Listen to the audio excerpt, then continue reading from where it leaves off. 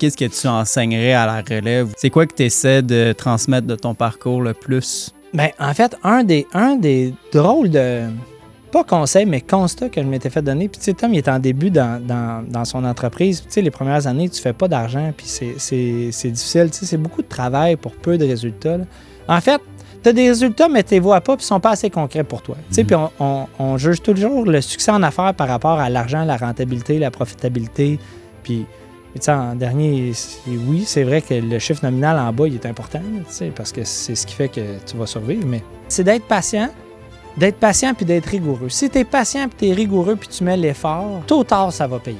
Mais faut pas s'attendre à un résultat rapide comme l'éclair que tu vas faire « Ah mon Dieu, je vais donner un petit coup là, cette semaine, je vais travailler un peu plus fort, là, puis là, tout va décoller. » Non, il y a vraiment une question de patience. Bienvenue au podcast Vision Dev, où les entrepreneurs, les innovateurs et les créateurs viennent partager avec nous non seulement leurs histoires, mais aussi leur mindset, leur stratégie et les outils qui ont contribué à leur grande réalisation. Bonjour à tous et bienvenue sur le podcast. Je m'appelle Léo Brunet et je suis cofondateur de Vision Dev, notre entreprise d'investissement immobilier privé ici à Montréal. Et sur ce chemin de bâtir notre portefeuille de rêves, je prends le temps de rencontrer des entrepreneurs, des bâtisseurs, des créateurs pour comprendre leur parcours, mais surtout comment ils ont traversé leurs défis les plus exigeants, développé leur façon de penser et surtout construit leurs compétences. L'idée, c'est d'apprendre d'eux, autant pour nous comme entreprise que pour vous qui écoutez et qui êtes vous aussi en train de bâtir à votre manière.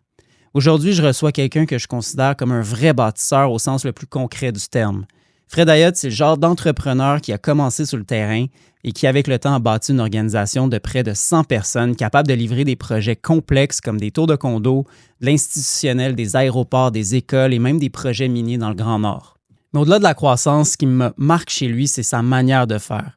Une rigueur presque old school, une obsession pour le travail bien fait et une capacité assez rare à être à la fois dans le détail technique que dans les grandes décisions stratégiques qu'une entreprise doit prendre. J'ai voulu l'inviter parce que chez Vision Dev, on s'intéresse aux gens qui construisent dans le temps, ceux qui ne coupent pas les coins ronds, qui apprennent de leurs erreurs, qui bâtissent des systèmes solides, pas juste pour des quick wins. Et Fred incarne exactement ça. Donc aujourd'hui, j'ai envie de comprendre comment il a bâti tout ça, mais surtout ce que ce parcours a changé chez lui en cours de route. Vous ne voudrez pas rater cet excellent épisode avec Frédéric Ayotte. Et maintenant, un petit mot de la part de nos chers commanditaires. Les gens viennent souvent me voir pour me demander par où est-ce que je commence si je veux me lancer dans l'investissement immobilier. Je vais toujours recommander le CIQ, le Club d'investisseurs immobiliers du Québec, parce que pour nous, c'est là que tout a commencé, puis c'est le club le plus établi au Québec. Puis on peut dire que ça a bien fonctionné pour nous. On a acheté pour plus de 20 millions de dollars en investissement immobilier, c'est une centaine de portes, on a bâti 2 fonds immobiliers. Bref, vous voyez l'image. Au club, on a appris plein de choses comme comment dénicher les meilleures opportunités, comment les analyser comme un pro en utilisant des chiffriers, comment structurer un deal avec des partenaires, comment travailler avec l'argent des autres quand on n'a pas nécessairement les mises de fonds requises quand on commence dans l'immobilier. Bref, tout ce qui est nécessaire dans un coffre à outils d'investisseurs immobiliers. Puis c'est pas tout, c'est également une communauté. Comme je disais, c'est super important de s'entourer des bonnes personnes. On le dit toujours, tu es la somme des 5 personnes avec qui tu passes le plus de temps. Mais le club, c'est ça. C'est une façon de s'entourer des personnes qui sont déjà rendues là où tu voudrais et poser tes questions. Pour vous, chers auditeurs, le club offre une promo. Vous avez simplement entré le code promo VisionDev sur leur site web quand vous voudrez acheter plusieurs de leurs produits comme leurs livres ou accéder au mensuel qui est un événement de réseautage à ne pas rater où on est toujours présent, leur formation, les voyages dans le sud, etc. Et on a déjà, nous, tout consommé ça, puis c'est de l'excellente qualité. Donc, encore une fois, utilisez le code promo VisionDev pour accéder au club d'investissement immobilier le plus établi au Québec. All right, Fred. Good. Content de t'avoir sur le podcast. Hey, mais merci de l'invitation. Je trouvais ça vraiment le fun. Ça me fait vraiment plaisir. Puis, tu sais, je te le disais, une des raisons pour laquelle je voulais t'avoir sur le podcast, c'est que tu es un beau success story de business familial. Tu sais, souvent, on va voir du monde qui vont reprendre une business familiale puis qui vont prendre les choses pour acquis. Mm-hmm. Tu sais, ils l'ont eu facile, on va dire. Ils n'ont pas nécessairement le couteau entre les dents. Toi, tu as pris une belle business puis tu l'as amené à un autre niveau, ce qui est un success story pour moi, puis c'est ça qu'on veut voir.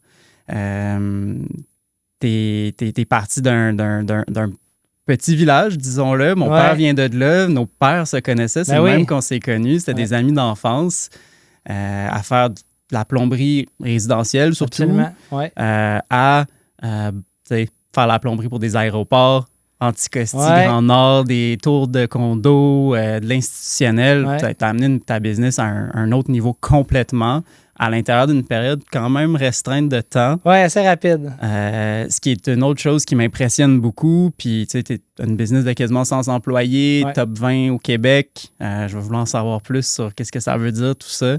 Mais ça, c'est impressionnant. Peu importe l'industrie, tu as bâti merci. quelque chose d'assez énorme. Puis de ce que je vois de toi, tu es quelqu'un qui est autant fort dans le bureau que sur le terrain. Ça, c'est rare. Puis probablement, c'est une des choses qui explique ton succès. Ça a l'air de la flexibilité. Tu comprends les réalités sur le terrain, Ouais. mais tu es capable de ton bureau de négocier des contrats avec des gros joueurs institutionnels, puis tenir ton bout, puis le légal, puis l'admin, tout Ouais. ça. Donc ça, c'est rare d'avoir ces deux chapeaux-là en même temps. Puis quelque chose que je ressens de toi que je trouve vraiment cool. Puis là, je commence à te connaître un peu plus quand tu me parles des Ironman puis des grandes courses que tu as faites. Tu as une éthique de travail qui est enviable. Tu as une espèce J'aime à le penser, en tout cas.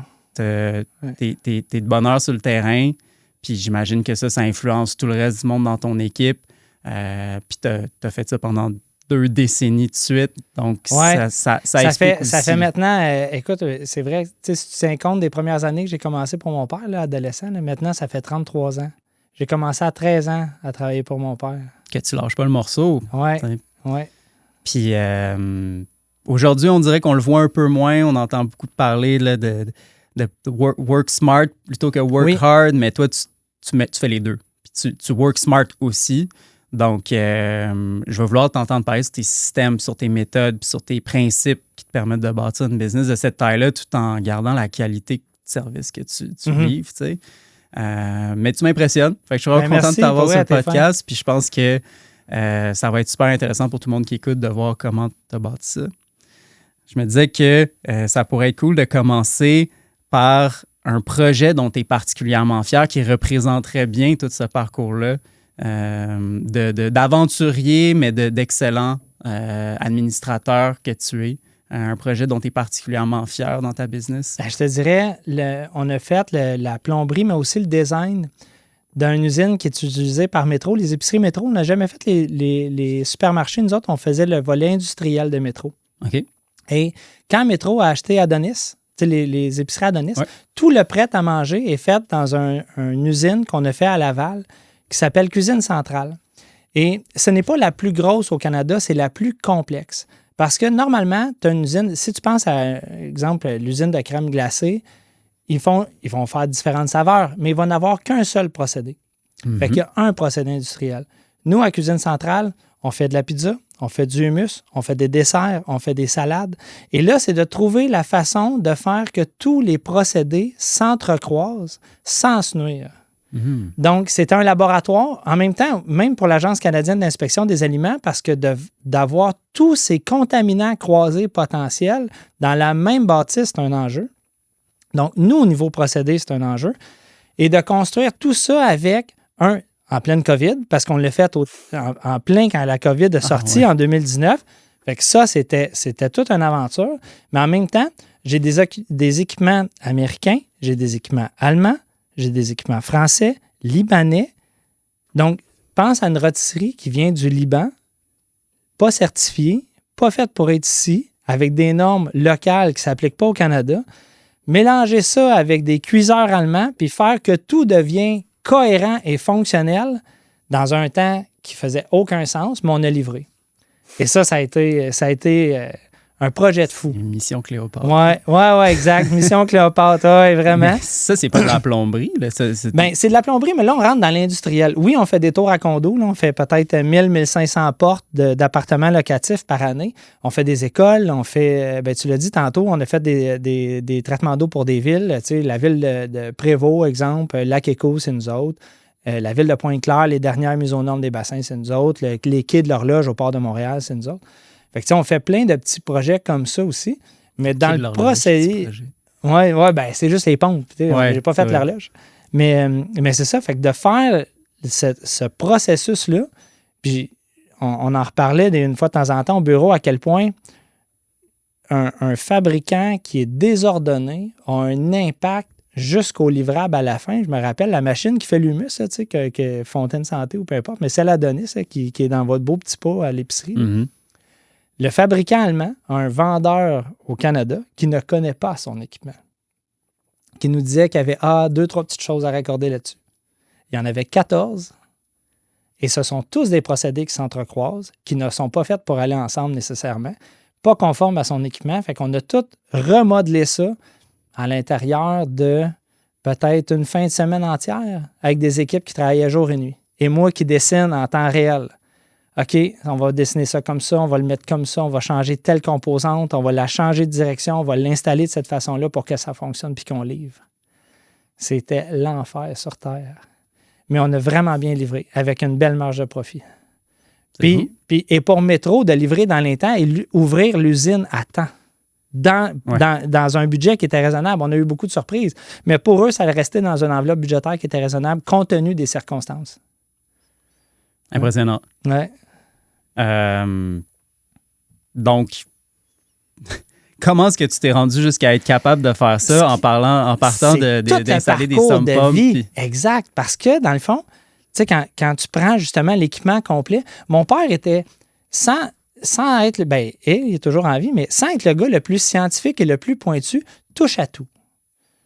Et c'est un machiniste de profession, là, mon grand-père, là, puis dans le temps de M. Brunet, ton arrière-grand-père, dans le fond, il était excavateur, mais il y avait des concessionnaires John Deere. Fait que mon père avait appris à faire de la mécanique, a tombé dans les pompes. Nous, on a appris ça au début. Pour mon père, jeune, on faisait de l'irrigation pour les systèmes de pelouse, là, ce qui arrose les jardins. Donc, j'ai appris les contrôles, j'ai appris les pompes, j'ai appris la tuyauterie.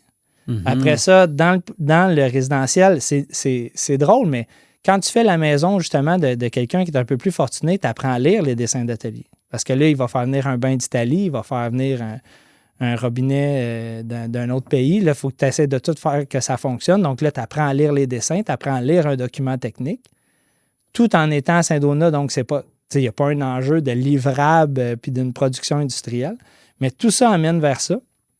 Puis, avec le parcours administratif, avec le bac à l'UQAM, de comprendre les enjeux budgétaires, de respecter un budget. Puis, veux pas la comptabilité, pour passer au travers le bac en sciences comptables, tu n'as pas le choix que d'être structuré. Si tu veux réussir à passer au travers ce bac-là, tu te dois d'être structuré. Et la profession l'exige aussi. Fait que tout ça ensemble m'a amené que tu peux livrer un projet de cette complexité-là parce que tu veux comprendre, tu veux analyser les choses, puis tu veux préparer tes étapes. Fait que, parle-moi un petit peu là, de ton parcours, justement, qu'on ait une idée. C'est d'où tu es parti, tu as fait ton bac en comptabilité. Moi, c'est pas un bac en ingénierie, là. Mais... Non, je sais, c'est drôle, hein? Mais je pense que l'ingénierie, le fait de la comprendre, c'est justement de ne pas venir du milieu. Et dans l'industrie de la construction, c'est triste un peu à penser, mais c'est beaucoup de... les réponses que tu te fais donner, c'est « Ah, c'est de même parce que c'est de même ». C'est comme ça qu'on l'a toujours fait. Alors que derrière chaque étape de la construction, c'est une loi physique. C'est la même raison pourquoi le mur tient, que le plafond ne tombe pas sur la tête. C'est parce qu'il y a un calcul de charge physique. Ça prend tant de 2/4 pour tenir un mur porteur, d'avoir une charge. La plomberie, c'est la même chose. L'électricité, c'est juste de la physique. Fait que tout ça se calcule et tout ça se comprend. Mais quand tu ne viens pas de ce monde-là, tu veux comprendre par la comptabilité. Tu sais, tu as toujours une traçabilité en comptabilité. Tu es capable de revenir dans la transaction d'un sens ou dans l'autre. Avec une loi physique aussi, tu es capable de, tu sais, rappelles-toi la mathématique quand tu fais, puis quand tu fais de l'algèbre en mathématiques, tu réussis à prouver ta méthode de calcul. C'est ça qui m'a amené ça vers, non, attendez, là, il y a une raison pourquoi c'est comme ça. Je veux la comprendre, je vais être capable de la calculer, je vais être capable de la conceptualiser. Et là, ça m'a amené avec des projets de plus en plus complexes. Parce que, justement, maintenant, c'est triste, mais c'est comme ça. Les ingénieurs, aujourd'hui, moi, j'appelle ça des assembleurs. Ils prennent des connaissances d'un paquet de fabricants et les assemblent ensemble. Mais ils ne vont pas être pointus dans aucun domaine. Moi, ce que je me suis efforcé à faire, c'est d'être pointu dans mon domaine. Comprendre les lois physiques, comment les calculer, comment challenger les professionnels pour faire que mon système à moi fonctionne. Là, as-tu des ingénieurs qui travaillent pour toi? En sous-traitance, oui. Okay. Fait qu'on fait le dessin au bureau. Tous les calculs d'ingénierie sont faits par moi. J'ai des collègues qui m'aident un peu, mais La plupart des projets sont faits par moi, puis j'ai un ingénieur qui contre-vérifie mes calculs, puis qui signe nos plans. Fait que ça va vraiment refaire une évaluation complète, s'assurer qu'on n'a rien oublié. Parce que moi, ce qui m'impressionne, puis je veux connaître l'histoire de la business comme telle. C'est un podcast de business, puis j'aime comprendre comment tu as réussi à rendre cette business-là viable, puis répétable. C'est quoi tes systèmes? Puis on dirait que je vois deux histoires en même temps. Tu as réussi à bâtir une business où est-ce que tu fais 1000-1500 condos par année. Ouais. On est un drôle d'hybride. Très comme copy-paste. Ouais. Tu as les contacts dans les gros développeurs, tu as l'équipe pour livrer, tu as les systèmes. Fait que ça roule, puis ça grossit à chaque année, puis tu te fais un nom. Mais tu as aussi l'autre chemin que tu as pris qui est de devenir un expert, puis de faire des projets difficiles, puis tu es le gars qu'on appelle. Puis quand personne n'est capable de la faire, on est appelé. Quand tout le monde trouve ça trop compliqué. Ça a-tu été ce parcours-là tout le long, dans les 20 dernières années de ta business, ou c'est plus récent? Parle-moi un peu des chapitres un peu de ta business. Ça a peut-être toujours été ça parce que la construction, c'est cyclique. Là, on s'entend, il y a un manque d'immeubles locatifs. Autant dans les maisons, les condos, présentement, il y a un surplus, mais on s'entend qu'au niveau du logement, il y a un manque. Mm-hmm. Mais la construction, fait que là, quand normalement le logement va bien, il y a un cycle qui va pas bien, il y a un département qui va pas bien. Soit que le commercial va pas bien ou l'industriel va pas bien. Fait que de pouvoir toucher à différentes sphères va stabiliser ton revenu dans le temps. Mm. Et tu sais, je suis courageux à plusieurs égards, mais s'il y a une affaire que j'aime, c'est m'assurer d'avoir un chèque de paye. Là. Fait que, tu sais, la stabilité, c'est important. Fait qu'en étant flexible et en étant un joueur reconnu dans différentes sphères, ça stabilise nos revenus, donc la croissance. Donc, tu as toujours été diversifié sur ce plan-là? J'ai toujours été diversifié à différentes échelles parce que aussi, tu sais, le fait de pouvoir toucher à différents domaines va nous permettre d'aller chercher le domaine qui est le plus rentable dans le moment présent. Fait que là, présentement, on attaque beaucoup le multilocatif parce qu'il y a un grand manque là-dedans.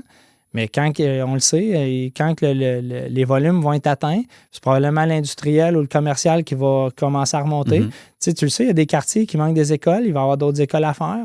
On fait beaucoup de collèges privés. Fait qu'il y a toujours un domaine qui va nous tenir à flot, que ce soit le service ou que ce soit la construction neuve. Il y a toujours un des domaines qui nous tient en vie plus que les autres. Donc, c'est une bonne stratégie de rester diversifié dans tes offres de service puis pas trop être spécialisé. Non, c'est vraiment ça. La diversification, ça va stabiliser les revenus et la croissance indirectement. Puis, dans ton parcours de H2O, y a-t-il un moment de bascule où est-ce que tu as passé plus un plombier à un businessman? Où tu as été élevé là-dedans? Puis non, Je me rappelle, tu sais, j'ai rencontré différents mentors dans ma carrière. Puis, un trop tôt, qui était un espèce de bolé du marketing, dit « tu sais, prenez un pas de recul, tu sais, faut que tu t'habilles propre, tu devrais arrêter d'être ces chantiers, puis tout ça. » Mais à l'époque, j'avais peut-être une quinzaine de plombiers. Te retirer du terrain à ce niveau-là, c'est pas rentable parce que, tu sais, à un moment donné, tu as quand même t'as une marge critique à avoir, tu as un fonds de roulement, tu as juste le cost of business, tu sais, le fait de tourner la clé dans la porte le matin, ça a un coût, là, tu sais. Fait que si tu n'es pas en train de gérer une job puis tu n'es pas en train de la faire qu'elle monte puis qu'elle est rentable, si tu fais juste être dans ton bureau, dans ta petite tour de verre, à essayer de négocier des meilleures ententes, tu n'en viendras pas à bout, là. Faut que tu sois... Tu sais, il y a un palier dans ta carrière où tu es un homme orchestre. Tu n'as pas le choix, ça fait partie... Tu essaies que ce palier-là ne dure pas trop longtemps puis de passer au travers le plus vite que tu peux. Mais c'est indéniable que tu vas passer à travers la première étape qui est d'être un homme orchestre.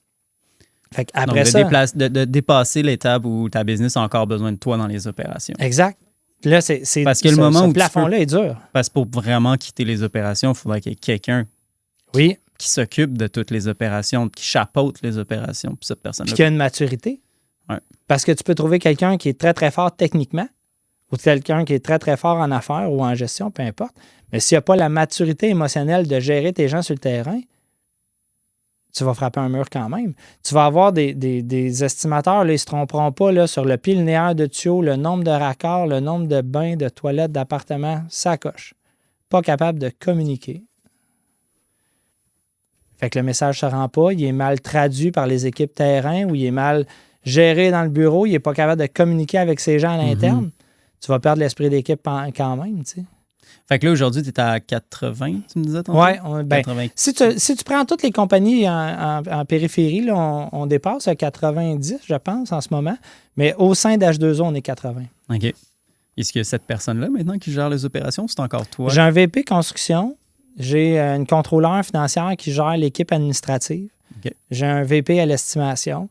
Fait que maintenant, on en parlait à la blague tantôt, mais je me considère encore comme un bouche-trou, là, dans le sens que si le VP construction, il a besoin d'aide, il y a un enjeu technique, je suis encore capable de les aider. Si le VP en estimation, ils ne fournissent pas à l'estimation, je suis quand même capable d'y aller.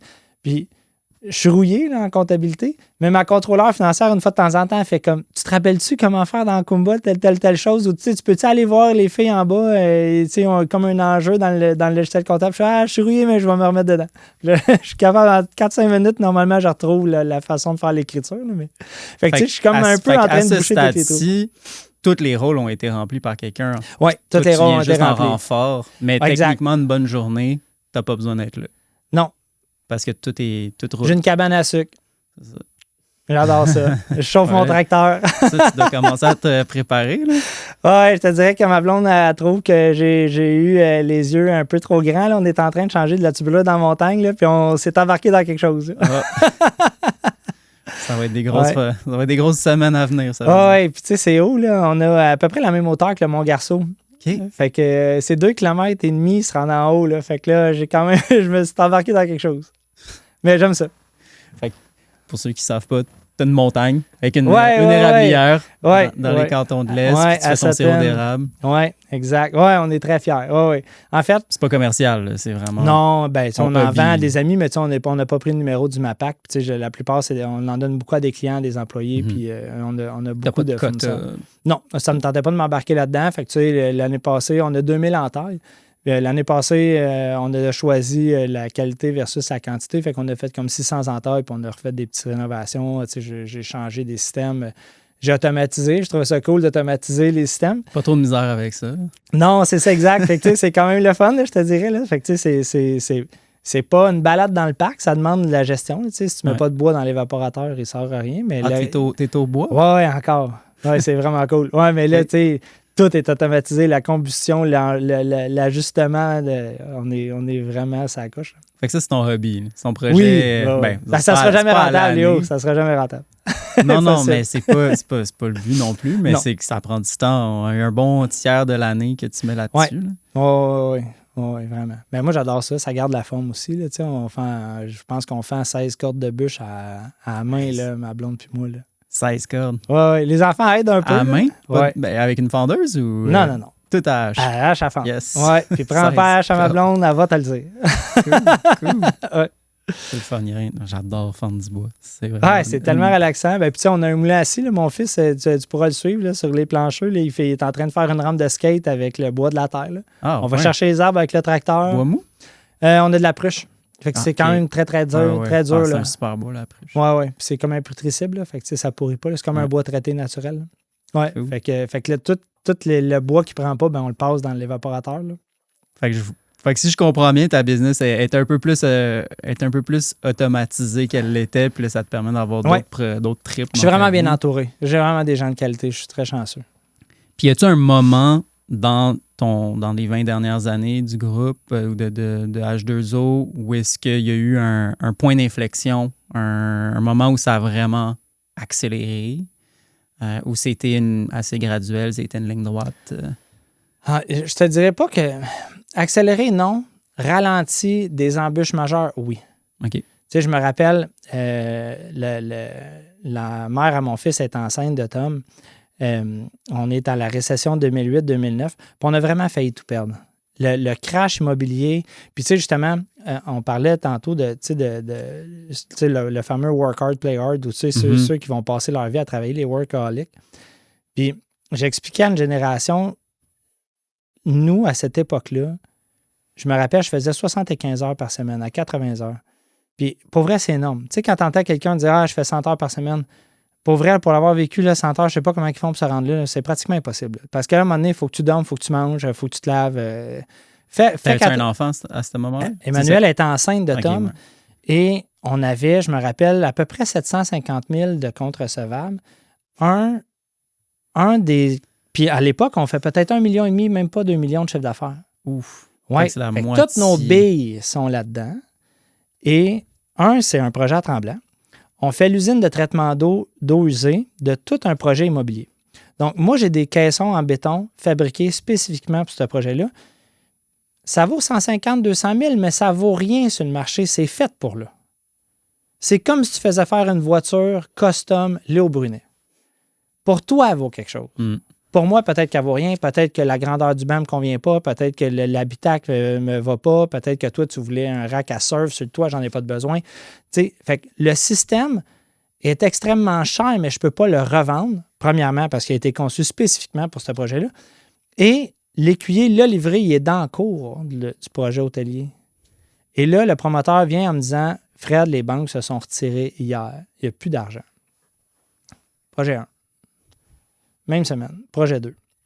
Un monastère. Tu sais, toutes les églises étaient en train de fermer. Ils reconvertissaient en condo à l'époque. Nous, on construit une église sur le top d'une montagne à Chertsey. Les sœurs qui sont derrière le projet vendent des assiettes en terre cuite. C'est ça leur source de revenus au Salon des métiers d'art. Fait que je peux te le dire, c'est pas ça qui paye une église. Mais derrière eux, il y a les Saputo qui viennent une fois par mois donner à coût de 200 300 000. Fait que le projet va tout le temps de l'avant. Mais ce qu'eux nous disent pas, c'est que ça fait 2 mois d'affilée que les Saputo ne viennent pas parce qu'eux autres aussi ont peur de la récession à venir. Fait qu'eux font comme, je suis pas obligé de commanditer une église, je peux prendre une pause. Mais les sœurs nous font continuer de travailler, donc monte un bill. Fait que, tu sais, ça c'est projet 2. Projet 3, financement à sortir aussi. Fait que là, on est rendu à 750 000, mais c'est pas c'est un 750 000 qui, c'est de l'air. J'ai ça dans mes comptes, mais il n'y a plus de banque en arrière. Fait qu'on va-tu le récupérer? On va-tu le perdre? Aucune idée. Fait que moi, je vais toujours m'en rappeler. Emmanuelle est enceinte. Les gens me souhaitent la bonne année au 31 décembre. Bonne année, mon frère. Puis moi, je suis comme, j'ose pas le dire, puis je veux pas qu'elle sache. Mais la seule affaire qui me vient en tête, c'est quand Tom va naître, on n'a même plus de maison. Je suis sûr que j'étais à la rue. Moi, mon frère, ses enfants, mon père, parce qu'on va y faire tout perdre, parce qu'on n'a pas fini de leur payer, puis c'est encore lui qui back la marge de crédit de la compagnie, puis notre associé Joël avec ses enfants. Fait que nous autres, on est 4, puis on va être lavés. Et finalement, puis là, j'ai fait, je te dis, 80-90 heures par semaine, partout, en même temps. Je faisais de la job de plombier, ces chantiers. Faut que tu continues de soumissionner. Puis je me rappelle, on avait des BlackBerry dans le temps avec la petite roulette sur le côté. Fait que je recevais un courriel de la comptable, elle fait, tu sais, pour demain, il faut que tu trouves une façon d'avoir 110 000. J'ai 24 heures. Je fais ça comment? C'est ce qu'on facture dans un mois, ça prend 30 jours. Comment tu veux que je trouve ça en 24 heures? Ça a été ça une année entière, la pire année de ma vie. Je ferais n'importe quoi pour que ça soit jamais arrivé, mais en même temps, puis une des choses que c'est mon frère qui avait trouvé la citation. Puis pour vrai, là, tu sais, quand tu dis l'expression, là, mets ton morceau de bois entre les dents, croque-les, puis essaie de ne pas brailler trop fort. Là. Walt Disney avait dit, parce que Walt Disney avait fait une faillite avant 40 ans, puis Walt Disney avait, la citation qu'il avait dit, ça doit ressembler à peu près à ça. Je souhaite à tout homme d'affaires de connaître une grave difficulté financière en début de carrière. J'ai déjà vu ça quelque part. Exact. Et là, ça, c'est formateur, mon gars, comme jamais. Parce qu'après, pour le restant de ma carrière, tu sais, on parle de 2008-2009, encore aujourd'hui, j'étais moins de façon maladive, là, parce que, tu sais, on a le plus le droit à l'erreur qu'à l'époque, mais j'analyse encore chaque décision d'investissement. Fait que quand mon VP construction rentre dans mon bureau en disant on va signer telle entente avec Hilti ou telle entente avec DeWalt, vous avez calculé la rentabilité sur combien de temps? La contrôleur, elle a dit quoi? C'est quoi notre retour sur investissement? On sauve quoi? Tu parles pour faire un achat d'outils. Pour tout. Je n'irai pas me mêler d'une drill à batterie à 200$, mais tu sais, comme là, présentement, ils veulent qu'on commence d'avoir notre propre département d'arpentage. On est en train d'étudier les stations totales. C'est à peu près 80 000, je pense, par machine. Là, je fais, attendez, là, on récupère ça en combien de temps? On met qui là-dessus? C'est quoi la formation que ça prend? c'est quoi l'investissement total qu'on va... Il faut faire un département de dessin, il faut qu'on rajoute un bureau, il faut qu'on ait un dessinateur, il faut former un technicien en arpentage. Là, vous allez me présenter une enveloppe complète. Là. C'est pas juste une machine à 70 000 qu'on va acheter. Là. Je vais sortir combien d'argent avant qu'on soit opérationnel. Fait que je vais regarder vraiment chacune des décisions depuis ce temps-là. Fait que ça Parce t'a que là, rendu chaque scène plus comptait. rigoureux par Vraiment. rapport aux finances. Ah, mon Dieu, oui. Et malgré tout, 2008, c'est pas ta faute. Tu t'es Non, pas non, fait c'était payer. la pire catastrophe économique. Mais ça t'a mis dans une situation d'insécurité financière tellement grave que ça a créé un trauma. Absolument. Ça t'a rendu beaucoup plus rigoureux. Ouais. Toutes les crises ont Il y a- leur il y a- côté formateur. Puis ouais. si tu y surviens. Mais on t'aurait planté que t'aurais reparti quelque chose quand même. Sûrement. Mais Ouais, ça ouais, aurait pu être sûrement. pire. Ça aurait pu Ouais. être plus catastrophique. Mauvais timing en plus avec la naissance de. Ouais. Mais un tu vois, enfant, là. quand la COVID est arrivée, je me rappelle, j'avais appelé à l'époque, la contrôleur était à Saint-Donat, Manon Jalbert. Je l'avais appelé puis je dis on a combien de mois d'opérations en liquidité? Tu sais, quand ils ont dit ils vont avoir un shutdown, là, Mhm. sous toute réserve, on avait au-dessus de 48 mois en Ah, ça, c'est liquidité de roulement. Fait que nous autres, on pouvait mettre la clé dans la porte, aller se coucher et attendre que la COVID passe. Ça, c'est merveilleux. Ouais. Ah ouais. C'est signe d'une bonne rigueur, mais c'est aussi signe d'un bon cash flow. là. Ouais, à l'époque, oui. Et ça varie. allait- là. ça allait varie. bien, Puis là, on est tout le temps en croissance. Fait que, tu sais, je te dirais que ça, on jongle avec, là, Ouais. quand même. Là. Ouais.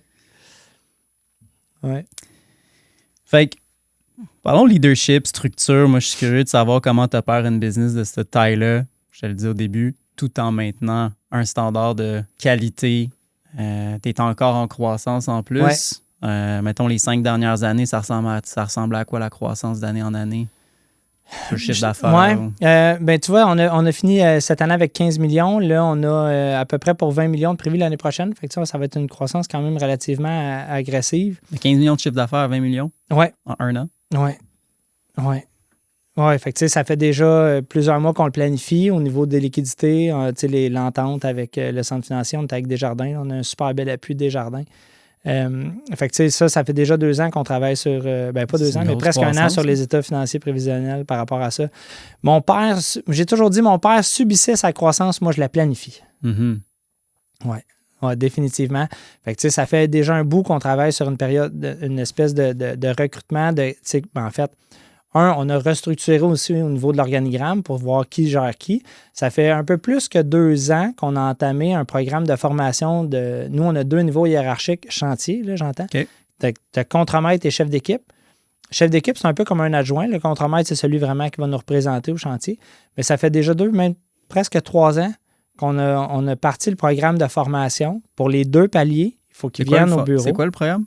En fait, dans le fond, on s'assure d'avoir toujours une relève à l'interne. Donc, tu sais, dans la construction, tu as les apprentis, les compagnons, le chef d'équipe, puis contremaître. Dans la construction, de façon générale, chef d'équipe et contremaître, c'est la même chose. C'est juste le niveau d'employé qui change. Nous, on en a fait une institution. Pour que le contremaître, on s'entend, il faut concilier travail-famille. Moi, si j'ai un contremaître qui a une garde partagée, je veux qu'il y ait un bras droit en tout temps, qui sont capables d'alterner leur horaire puis faire bon, ben demain matin, occupe-toi de tes enfants, je vais être au chantier en premier, je vais partir l'équipe. Fait on a toujours instauré ça depuis quelques années. Fait que dans le fond, on a tout le temps 2 paliers de contremaître chez nous pour chaque chantier, mais qu'on a appelé chef d'équipe pour différencier le rôle. Donc, eux viennent au bureau, je te dirais à peu près aux 6 mois, puis ils ont vraiment une formation qui va durer une demi-journée à une journée. Puis là, on va transmettre nos valeurs, transmettre les principes de fonctionnement, c'est quoi les nouveaux standards. Ça va être aussi une formation sur les plateformes qu'on utilise. Ils sont formés au courant de l'année, au quotidien, par leurs supérieurs, puis on les rencontre. Mais on a vraiment une formule de formation qui va uniformiser les pratiques. Mm-hmm. Comme ça, si j'ai un apprenti qui change de chantier ou un tuteur qui change de chantier, le protocole est le même. Façon. Exact. Les exigences sont les mêmes. La façon, l'enjeu sécurité est traité de la même façon. La façon de construire est la même. Ça, c'est toi qui as développé ce programme-là Ouais. ou vous faites coacher à l'externe? Y a-tu Non. Je te dirais, c'est des idées de mon frère beaucoup, là, quand on était dans le groupe. Là, on n'est plus ensemble aujourd'hui. Mais c'était le genre d'idée que mon frère, ça y popait une fois de temps en temps, puis il nous arrivait avec ça à la table. Puis moi, je l'ai amené à un autre niveau dans ma division à moi, qui est aujourd'hui mon entreprise toute seule. Mais là, c'est quoi? C'est des Google Word, des documents Word, des PDF? C'est vraiment des bons vieux PowerPoint. On met ça sur la télé, là, mais c'est plus un projecteur. Là. Mais oui, puis dans le fond, la formation change tout le temps parce que tu sais aussi, il va y avoir un enjeu technique, il va y avoir un enjeu de gestion, il va y avoir un enjeu de ressources humaines. Puis on les oblige aussi à se former durant l'année sur tout ce qui est technique. Donc, ils ont un programme de formation, ils ont des heures à rentrer de formation, puis ils ont des points où qui sont obligés de rencontrer. Exemple, dans les 6 prochains mois, tu es obligé de faire la mise à jour du Code de plomberie du Québec. Tu es obligé d'aller suivre sur tel enjeu. Puis quand on les rencontre aux 6 mois, ils ont comme un programme de carrière chez nous. Puis là, on va regarder les formations qui leur manquent. Et puis, c'est une auto-évaluation de leur part. Fait que j'ai eu un contremaître à un moment donné qui dit « Est-ce qu'il existe une formation sur la gestion du stress? » Mais j'ai dit « C'est un enjeu pour toi? » Il dit « Oui. » Il dit « J'ai vraiment de la misère à gérer mon stress. » Mais je dis « On va t'en trouver une. On va t'appuyer là-dedans. » Fait qu'on a trouvé sa formation, puis après ça, il a fait comme « Pour vrai, ça m'a vraiment aidé. » Fait qu'on l'a remis dans le programme. Tu sais, ceux qui veulent la suivre, mais maintenant, on le connaît, on l'a trouvé, on a trouvé que c'était bénéfique. Fait que t'as un programme individuel pour chaque personne, peu importe leur... Donc, ceux qui rentrent... Jusqu'à l'apprenti. Donc, ceux qui rentrent, les nouveaux, jusqu'au chef d'équipe, contremaître, tout le monde a son programme individuel. Ouais. C'est qui les rencontre? C'est toi? En fait, il y a tout le temps 2 niveaux hiérarchiques. Fait que, tu sais, parce qu'au nombre, je serais tout le temps en rencontre, là, ça ne fait pas de sens. Ça fait pas mal de monde à rencontrer. Exact. Fait que dans le fond, c'est le contremaître qui rencontre. Le tuteur puis l'apprenti, ces 2 niveaux-là, ça va être le chef d'équipe puis le contremaître. Qui suit leur plan individuel. Exact. Le chef d'équipe va être rencontré par son contremaître puis son chargé de projet. Fait que moi, je vais rencontrer les chargés de projet puis les contremaîtres avec leur supérieur hiérarchique. Nice. Ouais. Fait que moi, j'en ai pas trop. Je m'en sors pas pire. Ben, c'est ça l'idée d'une hiérarchie, d'un parapluie. Oui, sinon, exact. Complètement. Sinon, tu serais je serais constamment en rencontre. Ça ne marcherait pas. Non. Mais en même temps, tes valeurs sont véhiculées jusqu'en bas. Oui. Puis ça fait qu'il y a une c'est uni. Tu sais. Oui, puis dans le fond, le message, on s'assure qu'il est diffusé. Donc, moi, je trouve ça bien intéressant. Il y avait un de nos invités sur le podcast qui parlait de comment est-ce que son rôle en tant que CEO de l'entreprise, c'était de s'assurer que lui, il a le big picture. Tu sais, il y a toute la murale. Puis toutes les différentes personnes dans son organisation sont plus proches du mur, fait qu'ils ont comme un pan du mur. Mais lui, sa job, c'est de s'assurer que tout le monde voit la vision, même s'ils ils l'ont pas tout le temps devant les yeux. Fait que comment est-ce que tu dirais, autre que par les plans individuels, est-ce que tu t'assures d'avoir que tout le monde ait une vision unie, que tout le monde ait la même direction? Bien, je me promène encore une fois de temps en temps ces chantiers, là, moins ces temps-ci parce qu'on est en fin d'année financière, là, fait qu'il faut que je m'occupe aussi de ce volet-là, là, avec les vérificateurs, tout ça. Mais sinon, je me promène sur les chantiers, puis je te dirais, la plupart des gens, je les connais tous. Même les nouveaux, c'est sûr que les nouveaux, des fois, j'ai de la misère avec le nom quand ça fait 2 semaines qu'il est chez nous, là, mais je me promène vraiment d'un chantier à l'autre, puis je m'assure que nos valeurs sont transmises et enlignées. Mm-hmm. Puis je faisais un post à LinkedIn récemment, puis je disais, on ne cherche pas de dictateur. Ce qu'on cherche, c'est un coach. On cherche quelqu'un qui va motiver les gens, qui va les amener ailleurs, les former aussi. Ça fait beaucoup partie de notre rôle là, comme gestionnaire, de former les gens vers ce que tu veux qu'ils atteignent. Après ça reste à l'individu de savoir s'il veut évoluer ou pas. Mais fait, en ayant quand même un pied bien ancré sur le terrain, puis d'aller voir les gens, je vois comment ils agissent, je vois comment le moral des troupes se porte, je vois le genre de qualité qu'on fait. Fait que ça me permet de vraiment m'assurer, avec un suivi quand même, je te dirais mensuel, là, que tout ça s'est respecté puis qu'on continue d'être dans la ligne que je voulais. Puis, les nouveaux qui rentrent dans ta business, comment tu les choisis, ou du moins, c'est quoi le mot d'ordre par rapport à qui est-ce qu'on veut dans l'entreprise? Puis, on a 2 méthodes. Ils reflètent quel genre de valeur? Ouais. Bien, récemment, on a ouvert un nouveau poste à la comptabilité. Et c'est drôle parce que j'avais un candidat en entrevue vendredi.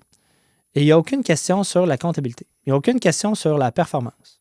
On adapte chacune des entrevues en fonction du parcours de l'individu. Et donc, c'est un échange, un peu comme on fait moi plutôt aujourd'hui. Puis peut-être à mi-entrevue, il dit, mais pourquoi, où tu t'en vas avec toutes tes questions? Bien, j'ai dit, ton parcours, ton éducation, là, la formation comptable, ça, je peux te l'apprendre. Si tu as des lacunes en comptabilité, je peux m'asseoir avec toi puis je peux t'expliquer ce que tu as à apprendre ou ce que tu as à peaufiner. Le dévouement, l'initiative, l'esprit d'équipe, ta personnalité, je ne peux pas la changer. L'attitude. Oui. Moi, j'engage pour l'attitude. Dans le bureau, ce que j'engage, c'est l'attitude. Sur le terrain aussi, mon VP construction, on avait beaucoup nous, dans la construction, il y a beaucoup le placement syndical, là, dans le sens que, il faut présenter une demande d'embauche à la Commission de la construction du Québec. Ils vont nous retourner des candidats. Puis, pendant longtemps, on les envoyait directement sur le terrain. Puis là, Martin, le VP construction, a fait, là, c'est assez.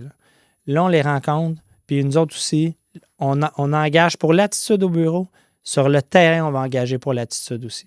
Fait que lui aussi, maintenant, il a son protocole d'entrevue. Il fait visiter les bureaux, les installations, puis là, il va poser des questions. Il va avoir quelques questions techniques parce qu'en même temps, c'est tellement pointu ce qu'on fait dans certains départements que, tu sais, je reviens au procédé alimentaire. Tu ne veux pas prendre quelqu'un qui a fait de l'appartement puis le mettre dans le procédé demain matin. S'il veut s'y rendre un jour, c'est une chose, on va le former. Mais demain matin, ça va être le gars le plus malheureux sur la terre. T'sais, il ne connaîtra pas les outils, il ne connaît pas les procédures, il n'aurait jamais vu ces types de tuyaux-là, il va être perdu. Fait que, il faut quand même avoir quelques questions techniques pour le mettre au bon endroit. Ouais. S'il est heureux et qu'il comprend ce qu'il fait, il va performer. S'il performe, il est rentable. S'il est rentable, on fait de l'argent tout le monde. C'est bon pour lui, c'est bon pour nous. Fait que, ça, il y a quand même ce volet-là encore, mais il engage beaucoup pour l'attitude. Nice, j'aime ça. Oui, excuse. Passe bien jusqu'ici. Cool. C'est intéressant. Merveilleux. Est-ce que vous passez des tests psychométriques pour vos embauches? On le passe uniquement pour les gens dont le rôle va être vraiment élevé.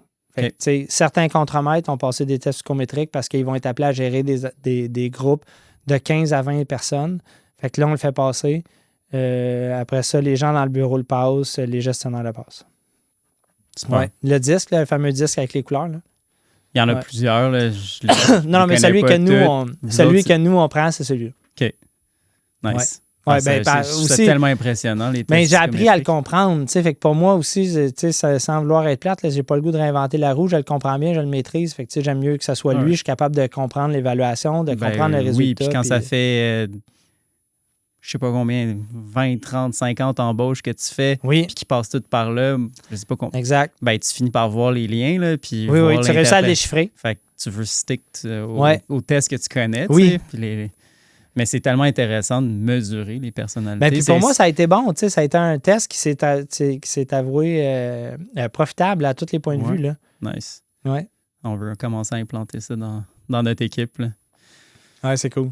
Ben, tu vas en apprendre beaucoup sur toi. Tu l'as-tu déjà passé toi-même? Oui, j'en ai passé pour moi. J'en ai passé 2 différents à date, puis ça m'a appris beaucoup. Ouais. Ça m'a appris beaucoup sur qui je suis, puis sont mes forces, sont mes lacunes. Ouais. Puis là, tu comprends pourquoi tu rushes un peu plus dans certains domaines. Ouais. Tu fais comme, OK, ouais, c'est peut-être pas ma force au final, puis c'est correct, non, exact. C'est pas... Ça t'aide à être sur ton X, toi aussi, là. Oui, définitivement. Ouais. Fait, comment est-ce que tu décrirais ta culture chez H2O? Culture d'entreprise. C'est sûr que j'aime à penser qu'on est encore une entreprise familiale. C'est quoi une entreprise familiale pour toi? Proche des gens. Intime. Le monde se connaisse. Ben, pas juste que le monde se connaisse. Tu sais, j'ai Marco, un apprenti qui est rentré il y a 2-3 ans pour moi à Laval. Puis dans l'industrie de la construction, un congé de paternité, c'est très, très, très mal vu. Puis beaucoup... Ouais. Moi aussi, ça m'a surpris parce que, tu sais, dans le groupe H2O, mon frère, 4 enfants, Joël, 4 enfants, moi, j'ai un enfant en garde partagée. Fait qu'on a toujours une réalité familiale. Fait que je trouvais ça particulier qu'ailleurs, ils ne l'aient pas, là, parce que par défaut, chez nous, on l'a. Ils ont des réalités familiales dans l'industrie en général. Ben aussi, oui, exact. Mais... Fait que pourquoi... c'est pas quelque chose que tu demandes, là, un congé de paternité. Pour vrai, il y a des employeurs qui font « Ah ouais, si tu veux congé, parfait, t'es à ta porte. » Tu sais, c'est fou, là. J'en viens pas en 2026 encore. Mais je me rappelle, il y a une quinzaine d'années, j'ai Marc, c'est un de mes plus vieux, il vient d'une autre entreprise, puis quand que sa femme était sur le bord de la coucher, et je dis, t'es sur le bord d'être papa à nouveau, tu sais. Fait que, ouais, mais fais-toi-en pas, je vais rentrer pareil. Ah, ouais. Mais je dis, non, c'est sûr que tu rentres pas. Tu prends ton congé de paternité. Ah, non, je sais que c'est pas une bonne chose. Ben, je te dis, tu vas le prendre ou je te mets à la porte. Tu vas le prendre. Il faut que tu vives ça. Il faut que tu vois ton enfant. Il faut que tu sois là pour aider ta conjointe. Tout. Fait que, tu sais, cette histoire-là, souvent, on la répète. Puis ce qui était beau de ce jeune-là, Marco, qui est à Laval, que je te racontais tantôt, le fameux Marc d'il y a 15 ans, il est là sur ce chantier-là. Fait que là, tu sais, je dis, de ce que je comprends, ton contremaître, ta conjointe est enceinte, puis tu es sur le bord d'être papa. Fait qu'il dit oui. Ton premier, il dit oui. Pas trop stressé, il dit quand même un peu. T'sais. Il dit c'est vraiment sur le bord, là. Il dit grosse de même, là. Les nuits sont difficiles. Fait que je dis pas trop, mais je dis si je peux te conseiller, prends tout de suite les 2 premières semaines, puis après ça, étale dans le temps selon ce que toi tu as de besoin puis ce que ta conjointe a de besoin. T'sais, je dis l'idée de les prendre 5 d'un coup, c'est peut-être pas la meilleure des idées. Je dis tu vas voir. Je dis moi, j'avais ma mère, puis j'avais ma belle-mère qui était là le premier mois. Fait qu'à un moment donné, t'es comme de trop chez toi. Là, Fait que je dis, si t'es entouré de belle-mère, je dis peut-être que tu vas vouloir revenir travailler aussi quelques jours, juste te changer les idées. Fait que je dis, gère-les comme tu veux. Fait que là, il dit, t'es sérieux? Fait que là, j'avais Marc pas loin. Fait que je dis, Marc, qu'est-ce qu'on t'a dit quand ta femme est enceinte? Que j'allais perdre ma job si je prenais pas mon congé. Exact. Fait que je dis, Marco, prends ton congé.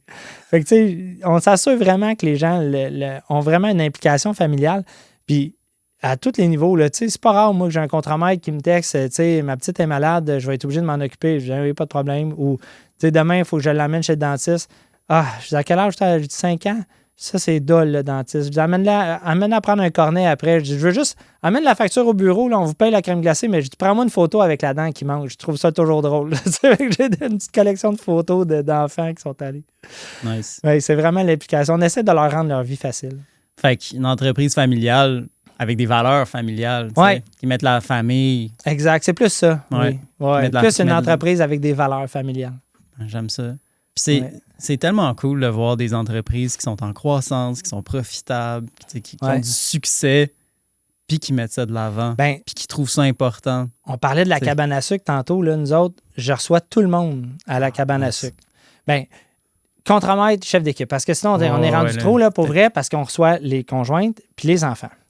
Il y en a qui ne veulent pas que les enfants le sachent parce que c'est une fin de semaine qu'on les amène à l'hôtel. Tu sais, ils sont accueillis à l'hôtel à Sutton pour le week-end. Fait qu'il y en a que c'est une fin de semaine d'amoureux. Fait qu'il y a des enfants qui ne savent pas qu'il y a une fin de semaine de cabane à sucre. Mais les enfants qui savent, ils ont tout hâte. Fait que, tu sais, là, il y en a qui commencent à en parler. Là, tu sais, là, ma fille, elle a hâte de venir à la journée cabane. Mon gars, il a hâte à la journée cabane. Fait que, tu sais, c'est cool aussi parce que là, on voit les enfants grandir. Là, tu sais. Puis là, ils font leur propre canne de sirop. Ils repartent avec la canne qu'ils ont faite. Cool.